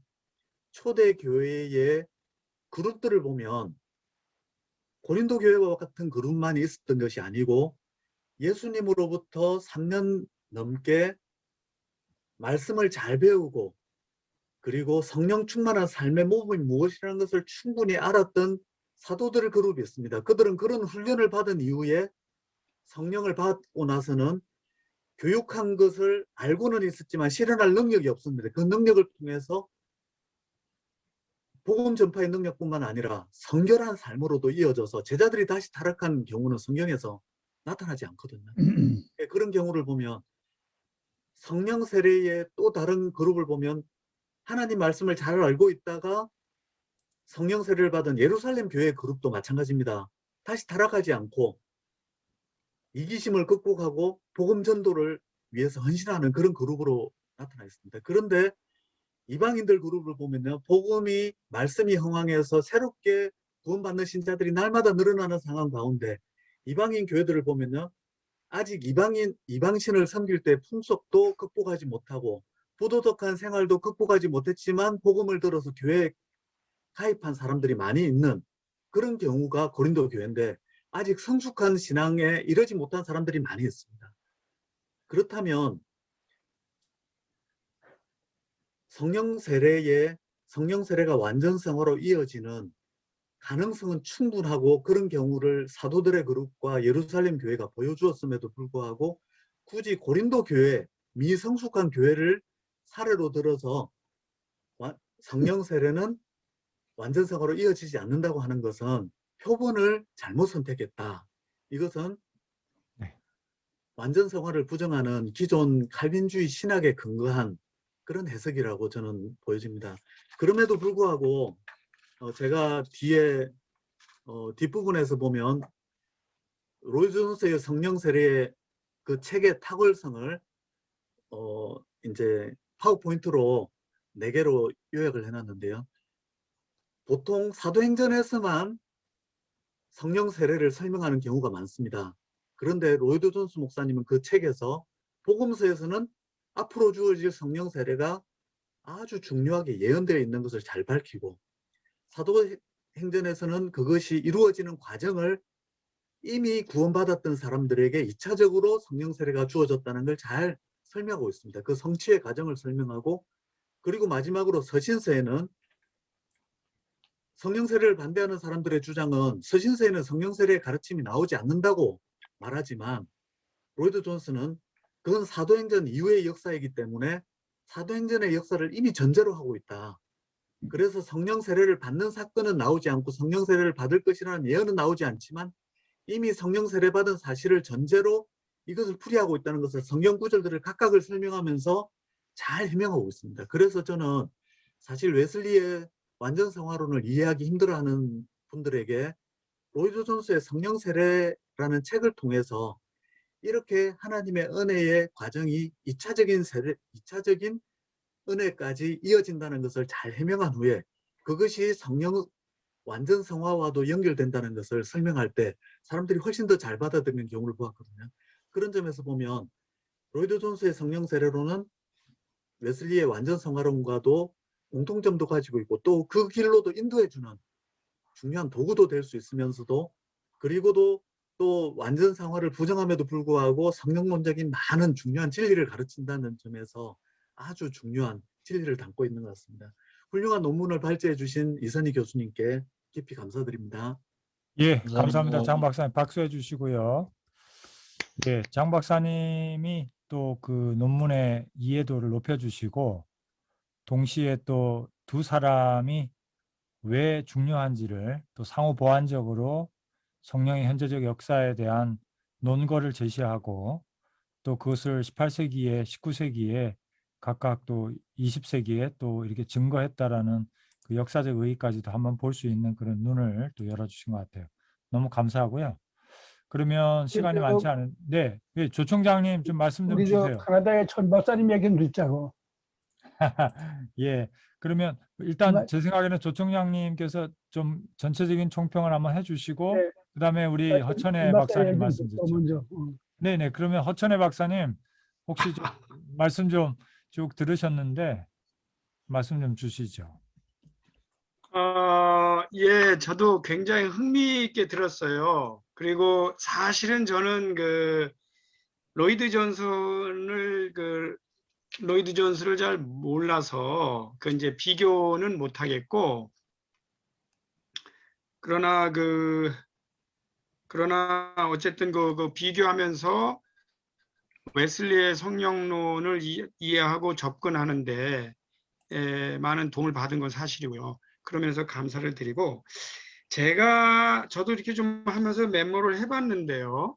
저는 그냥 웨슬리 입장에서만 한 3가지로 간단하게 제가 말씀을 드리고 싶은 것은, 우리가 이제 웨슬리 신학을 접근할 때 후에 발전된 성령론을 가지고 웨슬리 신학에 접근을 하는데, 제가 볼 때는 웨슬리의 성령론은 후에 정리된 웨슬리안들처럼 정리된 것이 아니다. 그러니까 웨슬리조차도 뭐 심한 경우는 비판도 많이 받았지만 본인도 그 부분에 대한 명쾌한 어떤 이거다라고 뭐 이렇게 제시하면서 발전적으로 정리된 거는 아니기 때문에 너무 잘 정리된 것처럼 어프로치하는 게 오히려 조금 경계를 할 필요가 있다. 그러니까 그런 부분은 좀 제가 느끼고요. 더 흥미로운 거는 웨슬리가 성령론을 보편화시킨 거는 맞고, 또 하나는 거의 기독교의 본질의 개념으로 굉장히 중요한 개념으로 본 것도 좋고요. 그런데 이제 저희가 하나 또 주목해야 될 게, 웨슬리가 성령주의자들을 굉장히 경계했다는 부분도 있습니다. 그러니까 성령의 극단적인 경향들, 아까 우리 교수님께서도 언급하셨는데 신비주의로 가는 거나 광신주의로 가는 것을 굉장히 경계했어요. 그리고 거부하고 했던 부분까지를 볼 때 웨슬리안들이 후에 보여주는 광신주의적이거나 신비주의적인 부분은 웨슬리안이냐를 물어야 됩니다. 근데 그게 웨슬리안이라는 이름으로 보편화되는 것은 굉장히 주의할 필요가 있다 하는 것을 제가 말씀드리고, 하나만 더 말씀드린다면, 사실은 아까 이제 그리스도의 완전 개념이 이거는 forever controversial 이슈니까 웨슬리 시대부터 지금까지 크리스천 퍼펙션이 컨트로버셜하지 않았던 적이 한 번도 없거든요. 근데 제가 그냥 크리스천 퍼펙션을 말하려고 하는 건 아니고, 의외로 이제 우리 교수님께서는 이제 성화라는 문제 때문에, 완전 성화라는 문제 때문에 크리스천 퍼펙션하고 성령론하고 굉장히 가깝게 연결시키신 건 시키셨는데, 의외로 웨슬리는 그렇게 가깝게 연결시키지 않았다. 웨슬리는 오히려 하나님의 은혜, 또 grace and love, 오히려 크리스천 퍼펙션을 이야기하려면 the power of the witness나 power of the Holy Spirit보다는 상당히 많이 인간적인 seeking, 노력을 강조한 부분이 있다.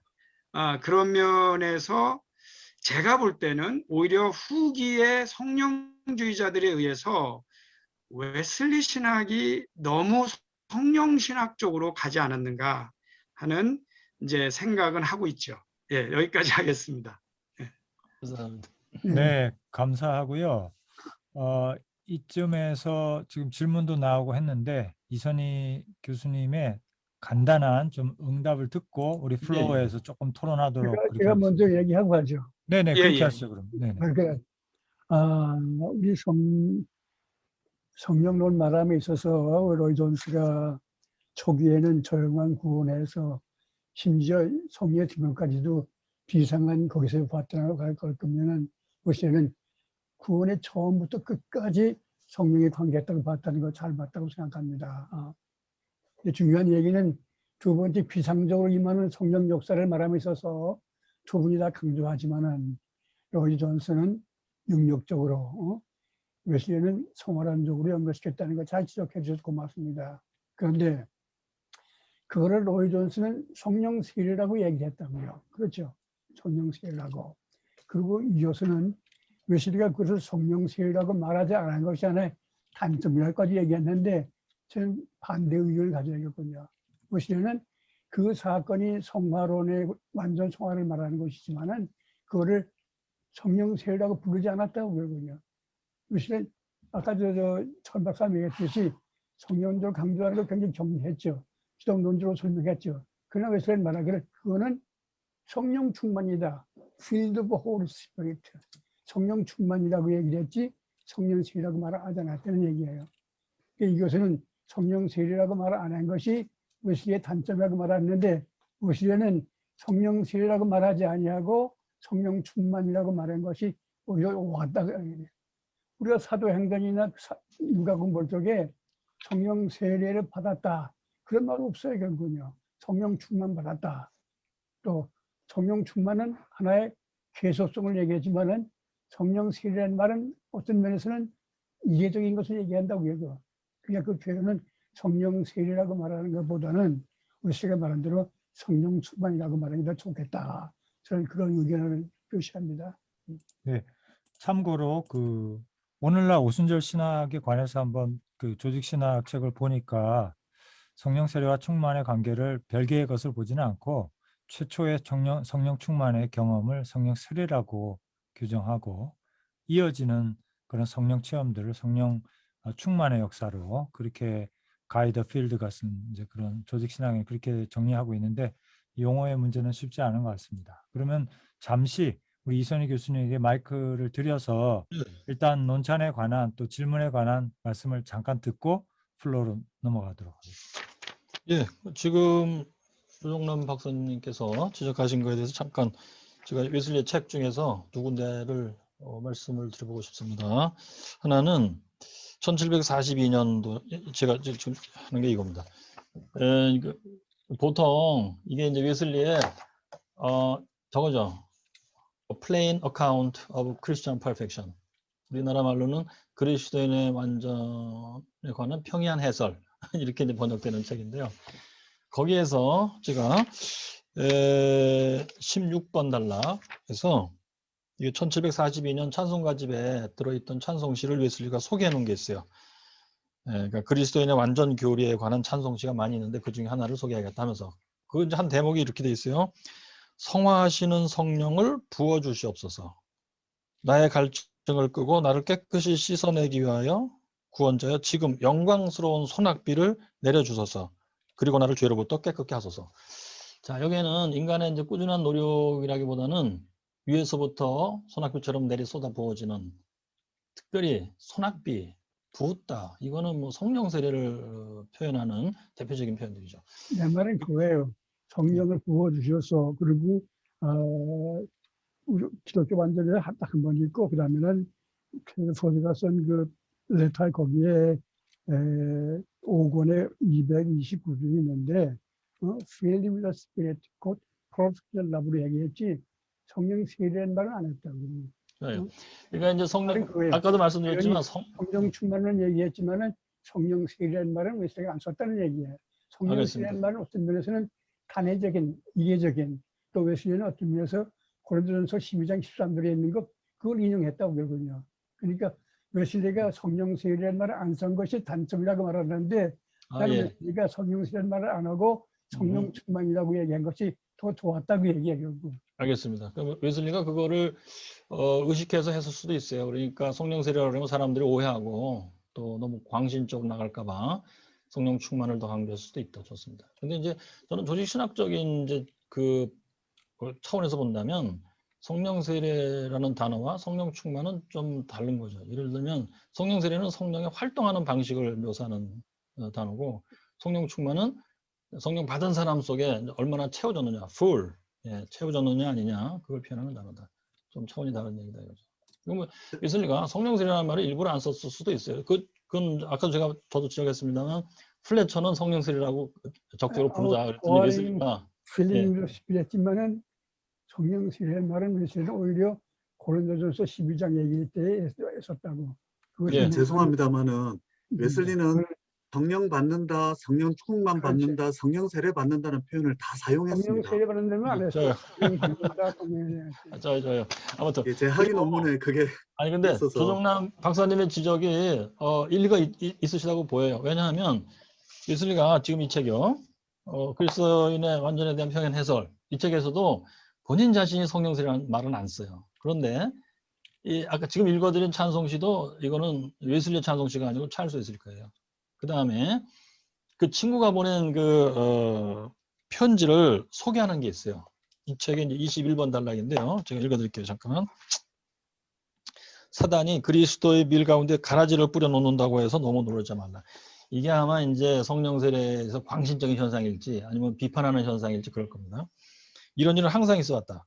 특히 그리스도의 영이 괄목할 만하게 부어지는 때에 이겁니다. Especially on any remarkable outpouring of his spirit.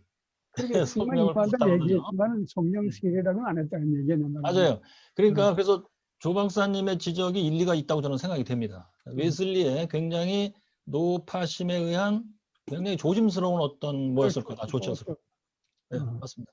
그런데 이제 친구가 보낸 편지는 그대로 여기 인용해갖고 노출을 시켰으니까 웨슬리도 고민이 있었을 거예요. 성령 세례라는 개념을 거부하거나 무시한 건 아니에요. 그렇지만 조심성 있게 뭔가 한 것이다, 조치한 것이다 그렇게 보입니다. 예. 네, 나는 감사합니다. 어떻게 이선희 교수님 그 정도 답변이 끝나셨나요? 네, 끝났습니다. 완전한 성교를 성령 세례를 강조한 것이 잘못이라고 본다고요. 웨슬리는 경계했다고 그거를. 그래서 가만히 찾아보니까 딱 한 군데 있어. 내가 보기에는 내가 한번 선집을 한번 서치해봤다고요. 그러니까 perfect love, God filled with the Holy Spirit. 또 프리나카운트 거기서도 성령 충만을 받았다면은 곧 온전한 성교를 받았다면 얘기했지 성령 세례라는 말은 안 썼다고 얘기했나는. 맞습니다. 그러니까 아마 웨슬리의 굉장히 의도적인 어떤 조심성이었을 거다. 그거는 일리가 있습니다. 오케이. 지금 이제 용어의 사용에 관한 문제도 중요하지만 어떻게 보면 교회사적으로도 신학사적으로 보면 프로토 펜테코스탈리즘이라고 할 만큼 존 웨슬리의 그 경험의 요소 들어오고 성령의 어떤 그런 우리 신자 안에서의 어떤 역사함을 적극적으로 받아들이고 이야기했다는 점에서 또 개신교 신학과 잘 융합했었다는 점에서는 너무 사실 중요하고 또 그게 우리 성결교회 19세기에 와서는 더 강력하게 이제 강조되는 것 같은데요.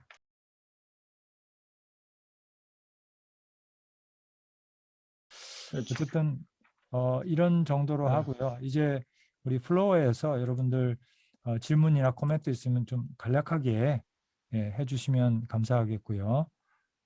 여기 보면 아까 신성철 목사님께서 조금 이렇게 올려주셨는데요.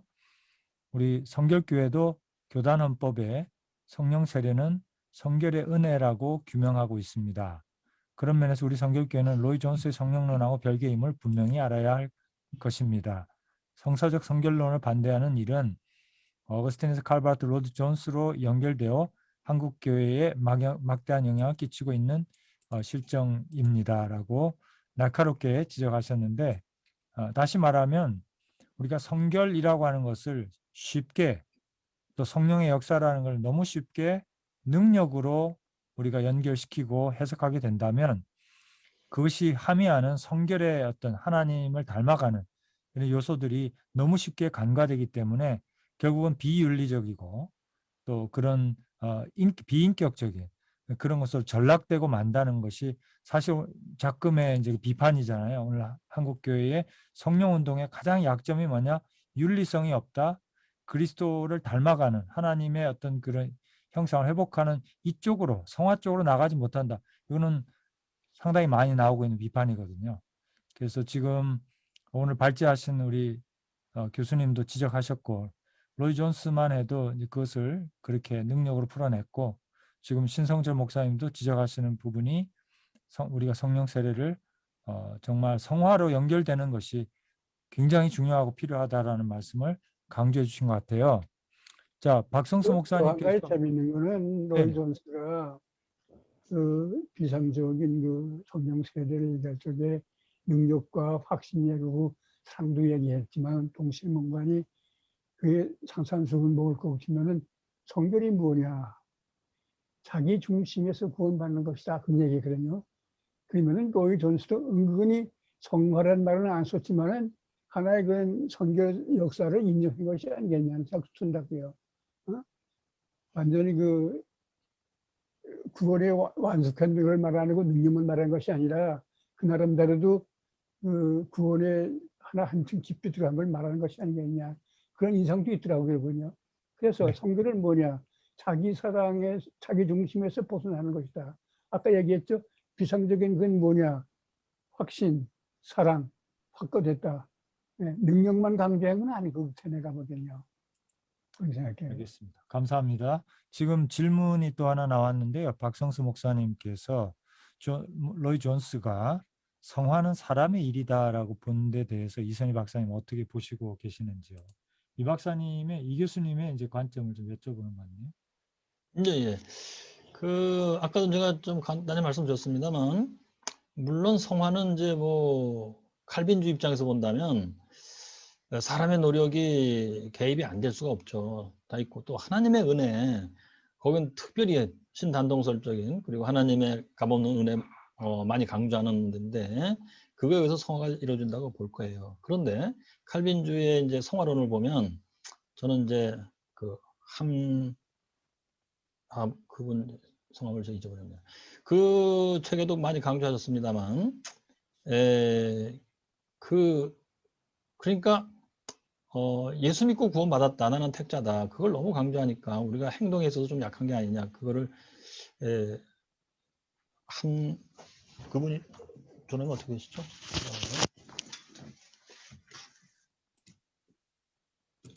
철화 박사님이십니다. 네, 맞아요. 한철아 박사님. 그분의 이제 연락하신 후에 쓰신 책인데요. 21세기 인류의 살 길 책인데요. 이 책에서 재밌게도 웨슬리의 성화론과 칼빈의 성화론은 같은 것이다. 그걸 많이 강조하셨어요. 근데 그 중에서도 제가 이제 보면서 재밌는 게, 그럼 완전 성화, 칼빈도 인정한다. 칼빈주의 인정한다. 칼빈도. 그거 하셨는데, 제가 자세히 보니까 이겁니다. 웨슬리는 실질적인 변화예요. 진짜 영원히 거룩하게 변하고, 우리의 삶에 있어서 그것이 나타나서 거룩한 삶을 사는 거예요. 선한 삶을 살고.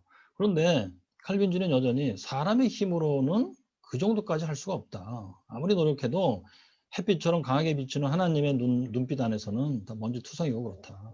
그래서 우리는 아무리 노력해도 참 우리의 의는 말하자면 너무 부족한데, 그래서 하나님께서는 뭐 불꽃 같으시니까 그리스도의 깨끗한 피를 믿는 우리의 믿음을 보시고 그 피로 인하여 우리를 정결하게 받아주시는 거다. 그래서 이것을 싱이 때도 그렇게 받아주셨지만 성화에서도 그러신다. 그래서 이것을 더블 억셉턴스, 이중 용납이라고 부르시더라고요. 근데 제가 볼 때, 그러니까 한철호 박사님께서는 그렇게 보는 것이 그러니까 그리스도의 완전이다. 하나님이 우리를 완전하게 봐주시는 거 아니냐, 이렇게 하신 건데요. 좋아요. 근데 웨슬리는 그런 개념이 아니고 우리가 실제로 변화된다는 거예요. 우리 영혼이 실제로.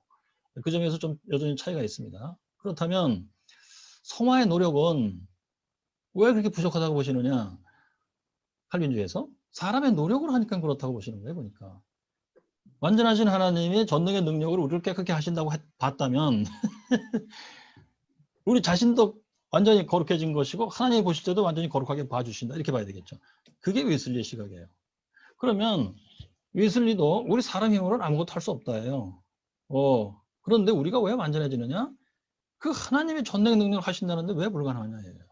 그것을 안 믿기 때문에 우리 영혼이 거룩해지지 않는다예요.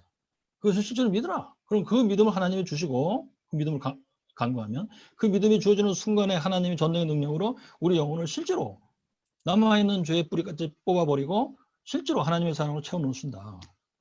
예, 그래서 예수님은요, 아주 중요한 개념이 뭐냐? 너희들은 완전하라. 마태복음 또는 신명기 6장 4절. 하나님을 영과 혼과 온 힘을 다해 사랑하라 하는 것이 명령인데 이거 사람으로 못한다. 그렇다면 하나님이 이거 되지도 않을 걸 명령했겠느냐? 그건 말이 안 된다. 그렇다면 뭐냐? 실제로 이루어지게 하시는데 하나님의 전능의 능력을 하는 것이다.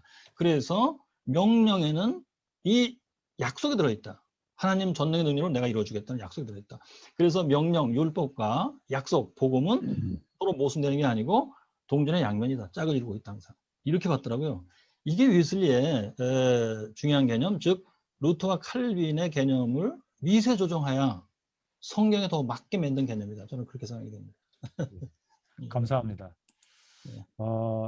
정말 그 아까 이제 약간의 반론도 밸런스를 잡아주는 말씀도 있으셨어요.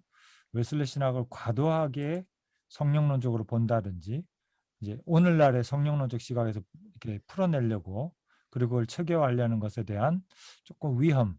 사실 웨슬리 신학 자체가 그렇죠. 설교 가운데 담겨 있기 때문에 그것을 체계화하는 것은 우리의 몫인데 그것도 인정하면서도 그러나 오늘 이선희 교수님의 발제 주제가 그랬듯이 그럼에도 불구하고 웨슬리 신학 전체가 웨슬리 사역 전체가 하나님의 은혜로 말미암은 성화라고 하는 더 큰 비전을 가지고 제시했는데 그 구체적인 하나님의 은혜가 바로 성령의 역사라고 하는 그런 증거가 있고 그래서 저는 우리가 웨슬리안들이 좀 더 성령님의 사역에 집중하고 좀 기도해야 되죠. 부끄러운 일입니다. 저도. 그래서 그런 관심은 많아요. 저도. 그래서 저도 뭐 이렇게 철학적 신학을 하다가 결국 박사 논문을 성령론으로 쓰게 됐고 또 오늘날 성령론이 굉장히 신학적으로도 많이 발전한 것 같습니다. 그래서 여러분 아시다시피 몰트만의 후기 신학에 오늘 이승호 교수님 들어와 계십니다만은 몰트만의 후기 신학에 보면 성령론이 너무나 소위 말하는 성령의 복권이 추구되고 있고 그래서 온전한 삼위일체론이 이루어져야 된다는 것이고 그런 점에서 보면 이전 시대의 신학들이 거기에 미치지 못했다. 심지어는 위대한 칼 바르트니 이런 분들조차도 본인도 스스로가 다시 쓴다면 내가 성령론적으로 다시 쓰겠다. 모든 신학을 성령의 입장에서 다시 써야겠다. 이런 말씀도 했다고 하는데 그런 점에서 보면 우리가 웨슬리 신학을 이해하고 웨슬리의 그 위대한 어떤 그 유산을 신학적인 사역적 유산을 물려받는 데 있어서 웨슬레가 보여준 또 의지했던 성령님의 역사를 정확하게 이해하고 관심 있게 보는 게 너무 중요하다고 생각이 되고요. 그게 없으면 우리는 결국 율법주의로 가는 거거든요. 그렇기 때문에 성령의 과정, 그 목표를 이루시는 하나님의 은혜로서의 성령의 내주하심과 증거하심과 역사하심이 그 핵심이고, 그렇기 때문에 뭐 리커우스 스타키라든지, 그 다음에 그 뒤에 이제 누구죠? 그 플래처, 리커우스 스타키, 그 다음에 에즈베리의 누구죠? 우리 장경 박사님, 우리 로렌스 우드 교수님. 예, 로렌스 우드 교수님, 이런 분들이 이제 웨슬리를 철저하게 성령론적으로 이해하려고 노력하는 그런 분들인데, 그런 거 우리 좀 가까이 하면서 웨슬레이의 그 성화의 비전을 실제로 만들어내신 그 성령의 역사에 대한 의지, 이런 것들이 우리가 이제 이어가야 될 그런 것이 아닌가 하는 생각을 해봅니다. 여러분들께서 이제 시간이 많이 갔는데요. 이 정도로 하고, 혹시 이제 조금 더 관심 있는 분들 잠깐 남아서 교제하시고 그렇게 하시면 좋을 것 같습니다. 혹시 뭐 말씀하실 게 있으시면 하시고, 자유롭게 좀 이렇게 하면 좋겠습니다. 우리 이신권 교수님 너무 반갑습니다. 양평에서 은퇴 후에 서울신대 교수로 은퇴 후에 양평에서 지금 물 좋고 바람 좋은 곳에 계시는데, 좀 어떻게 근황 좀 알려주시고, 또 오늘 발제에 대해서, 성령론에 대해서 말씀 좀 해주시죠. 예, 아주 대학원 1년 선배신가 그러세요. 이신건 박사님. 아, 그러시군요. 예, 연합신학대학원 1년 선배십니다. 예, 마이크 켜주시고, 이신권 교수님. 예, 마이크 켜주시고. 네. 네네. 잘 됐나요? 예, 들리나요? 네네. 네. 요즘에 서울신대에서 자주 이제 줌 세미나 초대해가지고 김성호, 정경 박사가 초대해서 나이 늙어가면 이제 후배들 눈 보고 살아야 되니까 초대에 응하여 들어왔습니다. 근데 오늘은 특히 이선희 박사님 한 30년 만에 예, 안녕하십니까. 반갑습니다. 예. 아이고 가끔 뭐 들리는 소리로만 들었고 열심히 활동하시는 거 보고 있었습니다. 보니까 오늘 성령 충만을 받으셨는지, 나는 성령 충만을 안 구해서 그런지 저보다 훨씬 젊고, 저는 팍 늙었는데 젊고 옛날 그 모습 그대로인 것 아, 이건 같아요. 성령 충만이 아니고 저기 구르모 스킨 로션 덕분입니다. 뭐 해야 되겠어. 당연히 저절로 오신 줄 알았는데 성령 충만을 구하면 일단 생명의 영이고, 멀뚱한 얘기 하셨는데 생명의 영이니까 일단 그 우리 웨슬리안들이 용어를 정리하는 게, 요즘에는 이제 성령 세례, 성령 충만이란 말보다 성령의 또 뭐 기름 부음 이런 말을 많이 써요. 특히 그것도 보수적인 칼빈주의자들이 뭐 들기름이냐 참기름이냐 올리브 기름이냐 모르겠는데, 기름 부음이란 말까지 들어가가지고 굉장히 혼란스러워요. 이번 기회에 좀 웨슬리안과 또 펜테코스탈 복음 신학자들이 좀 만나서 용어를 좀 통일했으면 좋겠다, 그렇게 했으면 좋겠고요. 저는 이제 뭐 질문 기회 주셨으니까 이선희 박사님께 한 가지 질문 드릴게요. 뭐 마이튼 로이드 존스와 웨슬리가 뭐 두고두고 영향을 끼치는 세계적인 인물이지만 책으로나 이제 돌아가셨고, 이제 살아계신 우리 이선희 박사님이 훨씬 뭐 부원강사까지 되셨다니까. 이제 살아있는 사람이 영향을 끼치는 사람이 우리에게 더 중요한데, 아까 제가 끝부분에 잘못 들었는지 모르겠는데, 우리 흔히 말하기를 이제 칼빈주의자들은 신당동설, 그게 예정설까지 포함해가지고 인간을 거의 무력화하거든요. 그리고 우리는 그래도 인간이 어떤 선행 언정이든 뭐 성령의 뭐 어떤 능력이든 우리가 하나님의 일을 위하여 준비를 하든지 우리가 할 수 있는 일을 해야 한다든지, 또 성령을 주시기 때문에 또 적극적으로 하나님의 일에 우리가 참여해야 한다든지, 이런 의미에서 신은 협동성적인 요소를 띠는 것이 신학의 강점인데, 이선희 박사님의 그 끝부분은요, 성령 주시고 믿음도 주시고 성령 주시고 성악회 하시고 하나님의 북치고 장구치고 다 하시는 것처럼, 아까 로이드 존스가 장기영 박사님 말대로는 칼빈주의 메토디스트에 의하여 좀 웨슬리안적인 요소를 흡수했다고 그러는데, 이선희 박사님은 저 장로교 신학자들이 우리 웨슬리안은 이단이니 알메니안이 너무 공격하니까 우리 장기영 박사님이 혼자 외로이 투쟁했는데, 그래서 이제 왜 갑자기 진단동설 가까운 칼빈주의적인 그런 말씀을 끝부분에 하셔요. 네, 예. 그 근거와 이유가 뭐예요? 그건 웨슬리 설교를 제가 이제 읽던 중에 정리한 것입니다. 이게 이런 거거든요. 웨슬리 일단 회심간정, 그게 1738년 4월 23일 기록인데, 이 써있길 그렇게 써 있어요. 지금까지 나는 배운 대로 열심히 은혜의 수단을 사용하며 거룩하게 살려고 노력했고, 왜냐하면 목적은요, 그때 당시 영국 국교의 구원관이 Holy Living and Holy Dying Tradition 그런 거잖아요. 그렇게 이제 거룩하게 살던 중에 죽는 순간에 칭의를 받고 죽는다, 구원받고 죽는다 이런 거였단 말이에요. 그래서 열심히 했는데 이것이 나는 자기의인 줄 몰랐다. 이제는 알았다 내가. 그래서 자기의를 나는 버리겠다. 그러니까 나의 노력이라고 하는데 의미를 두지 않겠다 하는데요. 두째 문장. 그래서 나는 은혜의 수단을 끊임없이 사용하는 가운데 이것이 바로 내가 할 노력이에요. 은혜의 수단 뭐 항목 많이 있잖아요. 경건의 행동, the work of piety, 둘째, the work of mercy, 이웃 인간에게 해야 되는 행동들. 그걸 내가 열심히 하는 가운데 셋째 문장. 하나님이 믿음을 하나님이 주신다고 했으니 그것도 지금 이 단계에서는 justifying faith요. 칭의하시는 믿음. 이거를 하나님이 주실 때까지 나는 끈질기게 간구하겠다. 자, 그러니까 믿음을 주시는 거는 하나님이 하시기 때문에 내가 못하는 거예요. 내 스스로 생산할 수가 없는 겁니다. 그렇다면 뭐냐? 하나님이 왜 믿음을 주시냐 했을 때 그 앞에 있는 그거 은혜의 수단을 끊임없이 사용하는 가운데 나는 간구하겠다. 이것 때문이죠. 이것이 인간이 하는 항목인데 재밌게도 예수님은 이제 은혜의 수단이라는 설교에서 아주 여러 군데서 강조하기를 은혜의 수단 사용에는 no merit, no power다. 메리트도 없고 파워도 없다. 여기서 메리트는 오직 그리스도의 속죄 공로에만 있는 것이고 파워는 성령에게만 있는 것이다. 파워, 우리를 거룩하게 하는 능력이요. 예. 그러므로 인간이 해야 될 부분, 이걸 예수님은 리액트라고 불렀습니다만 하나님의 액트에 대해서 나는 리액트를 해야 된다 당연히. 거기에서 노 메리트, 노 파워 해서 다 빼버렸단 말이에요. 구원을 위해서 기여하는 게 없어요. 사실이거든요. 본질적으로. 그래서 예수님은 이걸 그럼 해야 되냐 말아야 되냐 했을 때 당연히 해라. 왜 하나님의 명령이니까. 그런데 이것은 그래서 필수지만 우리를 구원하는 건 오직 믿음인데 이 믿음을 하나님이 주시는 것인지 그 앞에서 하는 것인데 심지어 이렇게 써 있어요. 조건적이다 이것은. 왜냐하면 사람이 은혜의 수단을 사용 못할 환경이 이렇게 저렇게 있어요. 그럴 때에는 회개는 필수인데 회개는 영혼 안에서 하는 거니까. 그러나 은혜의 수단 쓰는 건 우리의 물질 세상에서 하는 거예요.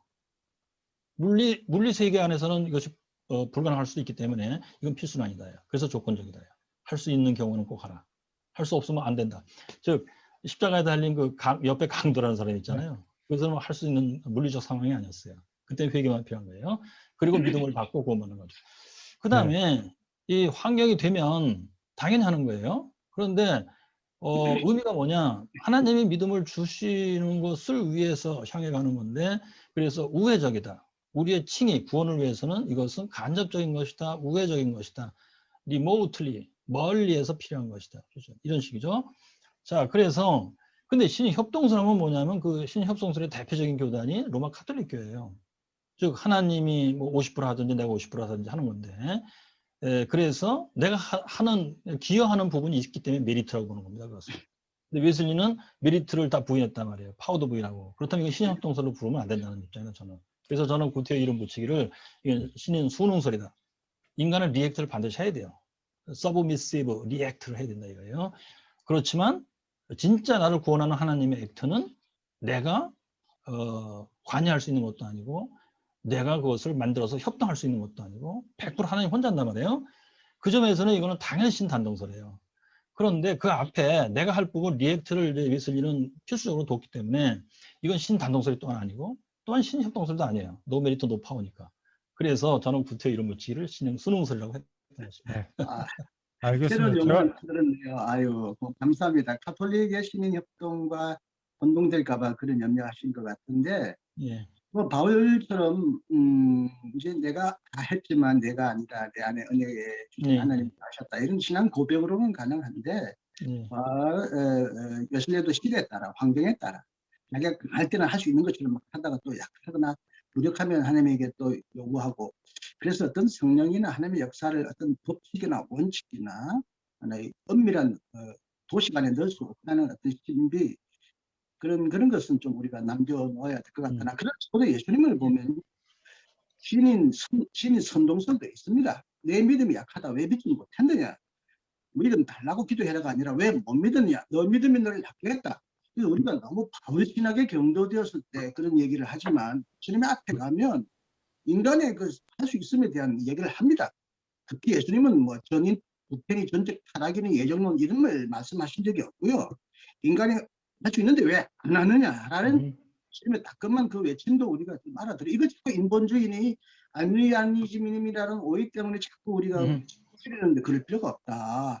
그럼 그렇죠. 예수님 알미니아니즘으로 만들어야죠. 근데 그런 그렇죠. 의미에서 긴장을 좀 우리가 유지하는 것이 좋겠다는 생각을 하고요. 하여튼 반갑습니다. 오늘 예, 반가웠습니다. 그렇습니다. 예, 예, 예. 예, 제가 볼 때 웨슬리는 굉장히 자연과학적인 사고를 했던 사람이에요. 비난을 예. 받을 정도로. 그래서 칭찬드리겠습니다. 로이드 존스도 웨슬리를 비판할 때 너무 논리적이었다. 그렇게 네. 비판을 하죠. 물론. 그런데 제가 볼 땐 그것이 강점이에요. 그래서 루터와 칼빈하고 근본적으로 다른 건 아니에요, 이 사람이. 그런데 루터와 칼빈의 설을 미세 조정한 부분들이 여기저기 있어요. 예, 그 중에 하나가 바로 신학 방법론입니다. 예. 알겠습니다. 그리고 거기서 그래서 인간이 해야 될 부분을 저는 이제 1, 2, 3으로 이제 진행된다고 보는데 하나님이 먼저 활동하시고 인간이 리액터 해야 되고 2번 그다음에 하나님이 3번 역사하는데 3번 역사는 신단동이에요. 근데 2번은 인간이 해야 되는 일이에요. 그것도 하나님이 주시는 은혜에 동행하면서 해야 돼요. 이게. 그래서 웨슬리는 미세 조정을 굉장히 성공적으로 잘했다라는 느낌입니다. 저는. 여기 긴장이 굉장히 팽팽하게 있죠. 아우 재밌는 거 예정설도 그래요. 뭐 이건 나중에 기회 있으면 말씀드리겠습니다만 웨슬리의 예정론은 사실 운명론입니다. 재밌게도. 그런데 거기에 인간의 선택이라는 게 끼어들어가 있어요. 그래서 자유, 하나님이 정한 운명과 자유의 긴장 관계가 아주 팽팽해가 있습니다. 그런데 이제 이것을 이중 예정설에서는 너무 운명으로 몰았기 때문에 긴장이 깨졌죠. 예, 감사합니다. 감사하고요. 네. 제가 볼 때는 이제 그 근대적인 존재 이해, 내 것이냐, 네 것이냐라고 하는 이제 그런 데서 우리가 이제 조금 더 나아가서 이제는 좀 더 관계적인, 내면적이고 본질적인 관계적인 그런 삼위일체가 보여주는 요즘 삼위일체론이 많이 얘기하는 페리크라이시스, 그래서 서로 본질적으로 주고받는, 그럼으로써 분명히 둘이지만 또 혹은 셋이지만 그 숫자적인 개체적인 그 구별, 존재론적 구별을 넘어서는 이런 차원에서 이제 이해가 돼야 되고, 그렇기 때문에 웨슬리는 당시의 방식으로 그 구별을 넘어서는 것을 보여준 것이 아니에요. 분명히 모두가 하나님이 하시는 건데 처음부터, 그죠? 예, 선행은총으로부터 끝까지. 그러나 그 안에 우리 인간의 개별성이 나타나고 인간의 부르심이 있고 책임성이 있고, 지금 이승원 교수님이 강조하시고자 했던 그런 하나님 앞에서 우리가 책임져야 될 부분이 있다라고 하는 것을 우리가 그거를 내려놓을 이유가 없고, 그렇죠. 웨슬리도 예, 강조했죠. 그런 좀 존재 이해 자체가 너무 근대적인 그 나와 너, 이제 이 부분에 우리가 머물러 있다 보니까 이게 답이 없는 상황처럼 보이는데 그렇지는 않다라는 생각을 네. 해보고요. 우리가 예, 삼위일체론적으로 아까 예, 예, 허 박사님도 지적하셨으나 웨슬리가 이제 발전 과정에 있어서 이렇게 확정되고 그런 것은 아니었다 지적하셨는데 그런 면이 있어요. 물론 제가 보니까. 근데 웨슬리는 놀랍게도 그 회심 이후에는 굉장히 깨끗한 개념을 가지고 뭐 일관적으로 그 발전시켜 나가는 걸 저는 보게 되는데요. 굉장히 논리적입니다. 그래서 개념을 규정하고 사용하는 데서도 굉장히 본인 자신에게 철저히 일관적이에요. 그리고 이 개념들끼리 연결시키는데도 철저히 논리적이고 지나칠 정도로 논리적이고 말하자면 거의. 예, 그래서 그리스의 완전 개념도 사실은 굉장히 논리적인 개념인데요.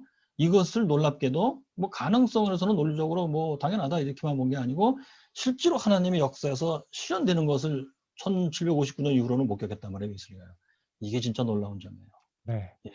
감사합니다. 역시 그러니까 아마 설교문 가지고 우리가 웨슬리 신학을 하고 있는 게 이게 가능한 것 같습니다. 그렇습니다. 그만큼 일종의 다 트리타이즈잖아요. 하나하나의 설교가 예. 주제에 관한 예, 예. 논고이기 때문에 정말 당시에 옥스퍼드가 얼마만큼 또 그런 교육을, 논쟁 교육을 잘 했는가 하는 것도 볼 수가 있는데, 예. 다른 분들 좀 아직 시작하실 텐데 안 나가신 거 보니까 너무 참 이 주제가 중요하다는 생각이 드는데, 제가 예. 볼 때 웨슬리는 천재 중에 하나예요. 진짜 머리가 뛰어난 사람이에요. 예. 예, 그러면 또 다른 분들 말씀 안 하신 분들 좀 코멘트 해주시고, 질문 주시면 감사하겠습니다. 없으면 이제 그만할까요? 예. 예, 감사합니다. 감사합니다. 너무 이게 중요한 또, 주제인데 예, 이거 예. 저희가 잘못한 것 같아요. 두 번에 나눠서 해야 될 거를 별말씀이요. 한 번에 모아가지고 한 것 같은데 제가 참 영광입니다. 이렇게 성결교에서 저를 불러주시고, 그 유석성 총장님이시던가요? 네네. 그래서 그분하고는 제가 대학원 시절에 한국신학연구소에서 몰트만의 십자가의 하나님 그거 가지고 원서 강독도 했던 경험이 있어요. 그러시구나. 그분하고도 사실 교류가 있었는데 네네. 그분이 총장님이 되시는 바람에 제가 감히 접근을 못했습니다. 예, 감사합니다.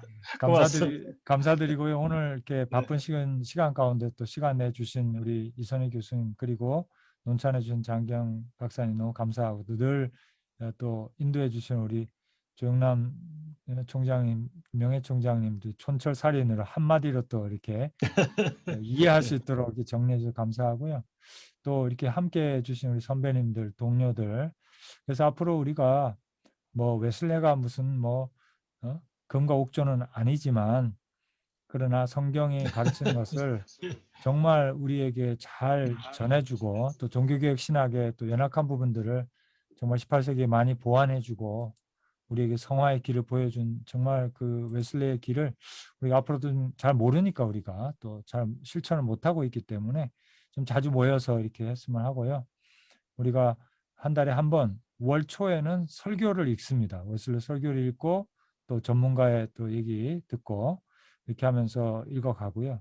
또 월 말에는 우리 웨슬레 학자들 모시고 이렇게 웨슬레 신학 공부하고 있는데 여러분들 그 카톡 그 전화번호 남겨주시면 카톡에 우리가 좀 초대를 해서 계속해서 그 공지를 드리도록 그렇게 하겠습니다.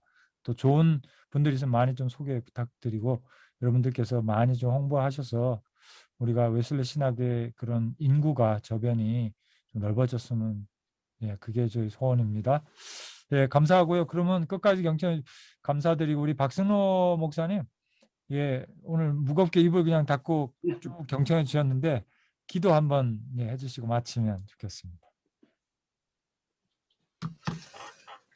은혜로우신 하나님 감사합니다. 귀한 강의를 통해서 많은 깨달음이 있게 해주심을 감사하고 우리가 정말로 하나님의 귀한 그 사명을 받아서 사역할 때 이 모든 것이 득이 되게 하여 주시고 우리 함께했던 모든 분들 건강을 하나님께서 지켜주시고 우리 조정남 박사님 더욱더 강건케 인도하여 주시옵소서. 예수님의 이름으로 감사하며 기도드리옵나이다. 아멘. 네.